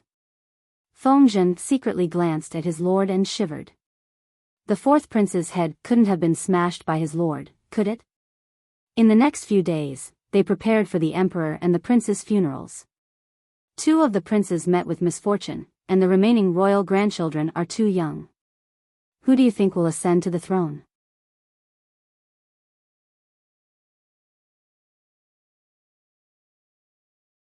Chapter 740. Fengzhen gripped his brush and used the candlelight to illuminate the bamboo slips. He had been working through the night, and he felt like he was about to cross his eyes. I had a nightmare last night. I dreamed that my lord was dressed in women's clothes. Yang Si, who was working overtime and had not had a midnight snack, heard this and said, "Ah, what a terrible nightmare." Fengzhen and Yang Si often argued and disliked each other. There was only one person who could make them put aside their former enmity and form an alliance, their lord. What happened in the imperial city of Qinzhou was immediately spread to Prince Changsha and the allied army. Both sides had different reactions. Prince Changsha threw his head back and laughed heartily, his mood unprecedentedly carefree. Meng Zhan poured a bucket of cold water on him at this moment. "Your Highness, it's too early to be happy." Prince Changsha was already thinking about the coronation ceremony. He was upset that Meng Zhan had interrupted him, but he couldn't do anything about it. "Why do you say so?" Meng Zhan's tone was cold. "If one emperor dies, they can make another one." Prince Changsha's expression stiffened. He had originally planned to put the emperor under house arrest and let him write the imperial edict to abdicate. Now that the emperor was dead, the alliance army and other important officials had the right to support the new emperor. Thinking that the throne that he yearned for was going to fall into the hands of an unknown young boy, he was flustered and exasperated. Meng Zhan said, "There's no need to be angry, Your Highness. There's no way to make the emperor abdicate his throne to you. Why don't you proclaim yourself as the emperor?" After Prince Changsha heard this, his body trembled violently. He felt as if a clap of thunder had exploded beside his ears, causing his mind to become muddled. "Proclaiming myself as an emperor. Isn't that treason?" Prince Changsha wanted the legitimate throne, but had never thought of proclaiming himself as the emperor. Meng Zhan sneered in his heart. What was orthodox? What was treason? Which of the things that Prince Changsha had done was orthodox? "Your Highness, there's no time to lose. Make a decision now." Meng Zhan said, "If we're late, we might not have this chance in the future." Prince Changsha was upset, but deep down, he agreed with Meng Zhan's suggestion. Proclaim himself emperor. On the other side, the allied forces were also dumbfounded by this news. Did Prince Changsha send a secret elite force to attack the imperial city of Qinzhou? Did Yang Jian and Lu Shi's armies arrive in time to save countless important ministers and their families? The emperor died while he was fleeing? With the death of the emperor, the entire nation mourned. It was not appropriate for the feudal vassals to continue drinking and having fun. They could only reluctantly change into dark clothes as a sign of mourning. Some people were concerned about the death of the emperor, while others were concerned about Lu Shi and Yang Jian's forces. Su Bei felt as though a heavy burden had been lifted from his shoulders. He finally didn't have to continue hiding the news, nor did he have to bear the attacks of the other feudal vassal forces. He could even hold his head high in front of Su Fei. From an outsider's point of view, Lu Shi and Yang Jian's actions were all under Su Bei's orders. Lu Shi and Yang Jian had made a great contribution this time, and Su Bei wanted to remember it. Little did they know that to Su Bei, this credit had fallen from the sky. It was free. Other than Su Bei, Lu Shi, as Lu Shi's father, was also congratulated by the crowd.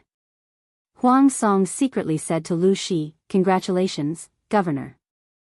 I'm afraid no one can compare to Lanting's great contribution in saving the emperor." While many feudal vassals were enjoying themselves, Lu Shi had led his troops to the imperial city of Qinzhou. This was an achievement that no one could be envious of. There was a smile on Lu Shi's face as he dealt with the nobles who came to congratulate him. Lanting is still young and full of vigor. He doesn't deserve such praise. He still needs more experience. Although he spoke humbly, everyone could see that Lu Shi was in a good mood. Another person was also in a good mood. This person was the county chief of Shanghai, Wu Mashang. The emperor had passed away without leaving behind any edicts. What did this mean? It meant that his opportunity had come. Now that the world was in chaos, there was an urgent need for a king with prestige and ability to stabilize the world. Looking at the Dongqing royal family, who was more suitable than him? He knew that the emperor had other princes and grandsons, but Wu Mashang didn't think much of them. During critical times, special treatment was needed. The succession of the throne should also be flexible, and only the virtuous should be able to take it. And Shui followed Wu Mashang, coldly observing his emotional changes. He laughed to himself. In the current alliance army, the only forces that hoped for Wu Mashang to ascend to the throne were Wu Mashang himself and Shui. Every man for himself, and heaven and earth would destroy him. What substantial benefit would supporting Wu Mashang to ascend to the throne bring to the other feudal vassals? The answer was none. Therefore, Wu Mashang had celebrated too early. And Shui did not say this out loud. Instead, he went against his will and complimented Wu Mashang profusely. Wu Mashang was in a good mood. With a wave of his hand, he borrowed a lot of manpower, horses, and rations from Shui. The alliance army passed through Jiamen Pass and marched valiantly towards Qinzhou. They thought that they would encounter Prince Changshou's main force, but unexpectedly, they were unimpeded along the way. They didn't encounter Prince Changshou's army at all. The scouts investigated for several days and finally confirmed that Prince Changshou had retreated to the border of Qinzhou. They didn't know what he was planning. Why did he retreat for no reason? Everyone was confused. Only a few people could see clearly. A storm is brewing, Feng Zhu sighed as he looked at the sky outside the tent. Prince Changshou is playing hard to get. Huang Song didn't understand. Playing hard to get? Qing Jing said, it's not just playing hard to get. I think he has other plans. Huang Song looked at Feng Zhu, then at Qing Jing. Both of them had the same expression. Only he was still confused. He felt like his IQ had been crushed by the two strategists again. For the alliance army, Prince Changshou's retreat was definitely good news. At least they didn't have to expend troops to fight anymore. The imperial city of Qinzhou had been through the flames of war. The city gates looked desolate and dilapidated. The residences in the city had been cleaned up, but traces of it could still be seen. The alliance army didn't move their troops into the city. Instead, they chose to station outside the city to reassure the people. Because many of the officials and their families had been taken away by Prince Changshou, the court was short of manpower. Feng Zhen, Yang Si, Yan Lin, and the others took this opportunity to take up positions. After entering the city, the chief of Shanghai County, Wu Mashang, has been very active. He's trying to rope in the officials and vassals without any disguise. Idiot. Jiang Pengji sat paralyzed on the main seat, sprawled on the table without a care for her image. She looked like she had been hollowed out. She thought that she should bring a few more strategists with her next trip. At least they would have more manpower. Lu Shi drank his sake with a calm expression. He's still too eager for quick success. If he planned it step by step, it might be possible. The more impatient Wu Mashang was, the less likely they would choose him. How could an ambitious Wu Mashang be any easier to control than a son of the emperor? As they spoke, light footsteps came from outside. Huijuan's gentle voice sounded. Lang Jun, may I come in now? Come in. Lu Shi glanced at Huijun. His eyes were calm. Huijuan's appearance was only half the same as before. If she had been beautiful before, she was at most a delicate beauty now. Even if someone familiar came, they would only think that she looked familiar. They wouldn't suspect that she was the late demon Empress.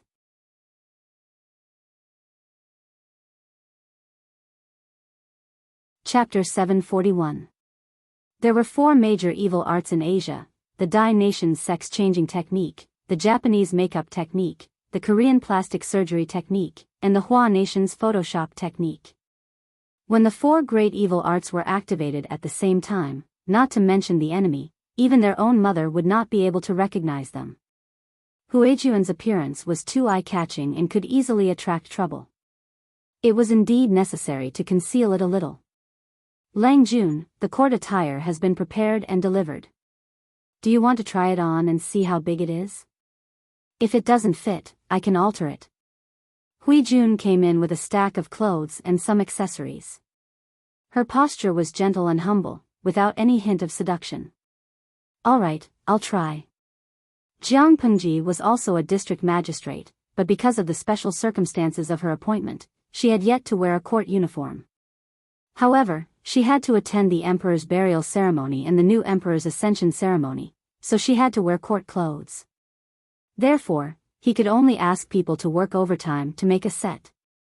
Looking at the neatly folded court dress, Jiang Pengji smiled and took it to the room in the back hall to try it on. In this era, the difference in status was obvious. Every detail could be seen. Clothing had already become a symbol to distinguish one's status. Looking at the scattered items, she closed the live stream room and put them on one by one, wearing a ribbon over her robe. After getting dressed, she came out and opened the live broadcast room. Lu Shi and Hui Jun were stunned when they saw the handsome young man walking out of the back hall. It really fulfilled the saying, a gentleman is peerless in the world, and a stranger is like a jade. The audience in the streaming room had long been accustomed to Jiang Pengji's emphasis on personal privacy. None of them left, waiting for the streaming to resume. Sure enough, 10 minutes later, the live broadcast room opened again, and it was time for them to compete on hand speed and luck. Nongfu Shangquan Yudiangshuan, oh, let me see, who is this elegant young man in front of me? Cafeteria Daffin Auntie, it's her. It was her. That's her. Our streamer, Jiang Pengji.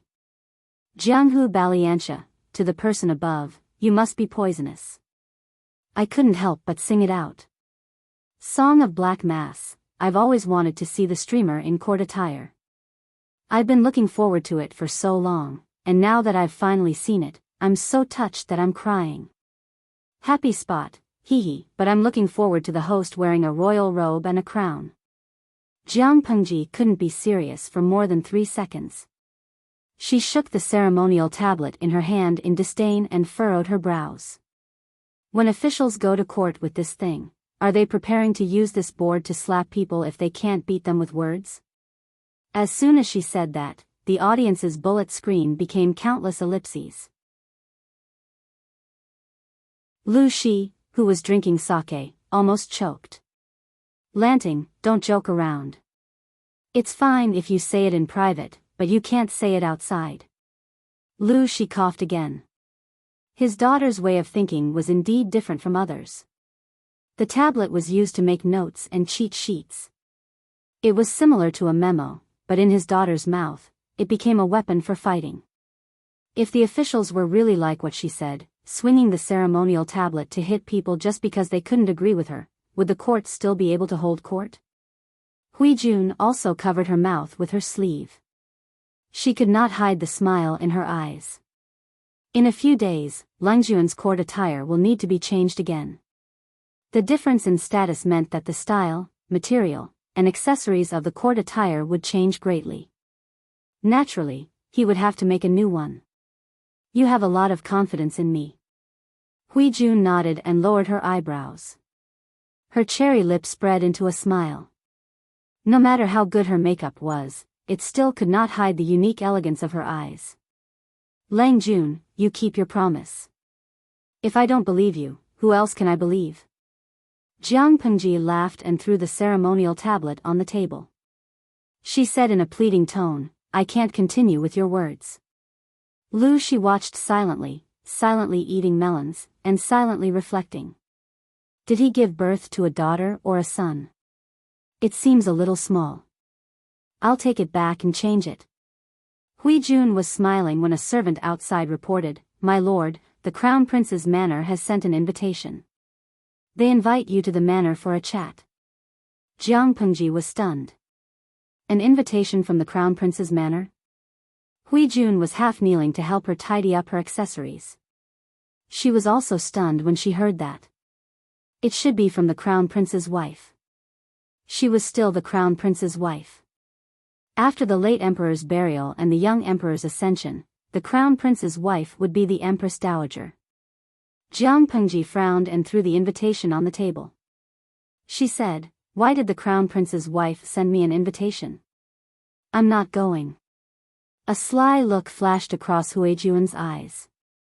She raised her hand and picked up the invitation. She put it under her nose and sniffed it. "Lang Jun, it's better for you to go." Jiang Pengji turned to look at her. "Why?" "Take a sniff and see if there's a faint fragrance on it." Hui Jun handed the invitation back to her and said with a smile, "The Crown Prince's wife can't stand the loneliness of being a widow. She wants to invite you to be her guest. If you miss this opportunity, you won't have another chance." Jiang Pengji's fingers froze. She and the 150,000 viewers in the streaming room were stunned. "What?" Hui Jun said with a smile, "This fragrance is a secret fragrance used in the palace. The main fragrance is the Sleeping Beauty. It's made with 24 kinds of precious spices. It has a stimulating effect on the relationship between a man and a woman. The fragrance is sweet but not strong, but it can attract people's feelings." Lu Shi coughed heavily and stood up with his wine cup and pot. "You guys continue chatting. I'm a little tired. I'll go back to my room to rest." Jiang Pengji was speechless. Lu Shi walked to the door and suddenly stopped. "If you're going out for a banquet tonight, remember to come back before dawn tomorrow." Jiang Pengji was speechless. "Father, do you remember that you gave birth to a daughter, not a son?" Hui Jun blushed and said awkwardly, "The Crown Prince's wife put this fragrance on the invitation. She's obviously inviting you to spend the night with her." Jiang Pengji sneered. "Her husband just passed away and her father-in-law hasn't even passed the 7th birthday. She's already thinking about how to win over her husband?" Hui Jun sighed softly. "I've seen the Crown Prince's wife.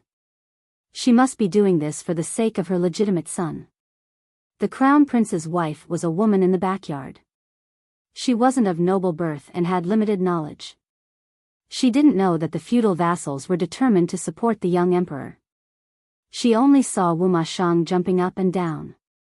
She was worried that her son's throne would be gone and her Empress Dowager would be ruined.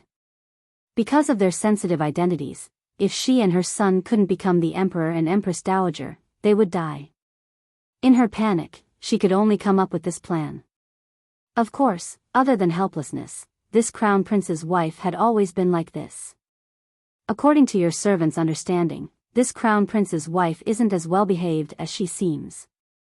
The Crown Prince is promiscuous and has countless beauties in his backyard.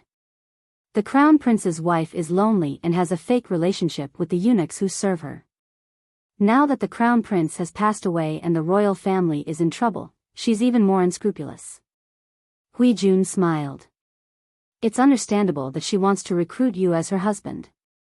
As long as she could win over Jiang Pengji, it was equivalent to tying the Lu father and son to her side. In the eyes of outsiders, Lu Shi was a handsome young man who wasn't even 18 years old. The Crown Prince's wife had taken advantage of him. Does Lang Jun want to decline or accept this?" She looked at the invitation and suddenly said to the outside, "Find someone to call manager phone here." You're tuning into the Romantic Tales YouTube channel. Don't forget to subscribe and join us on this journey to catch the most captivating stories.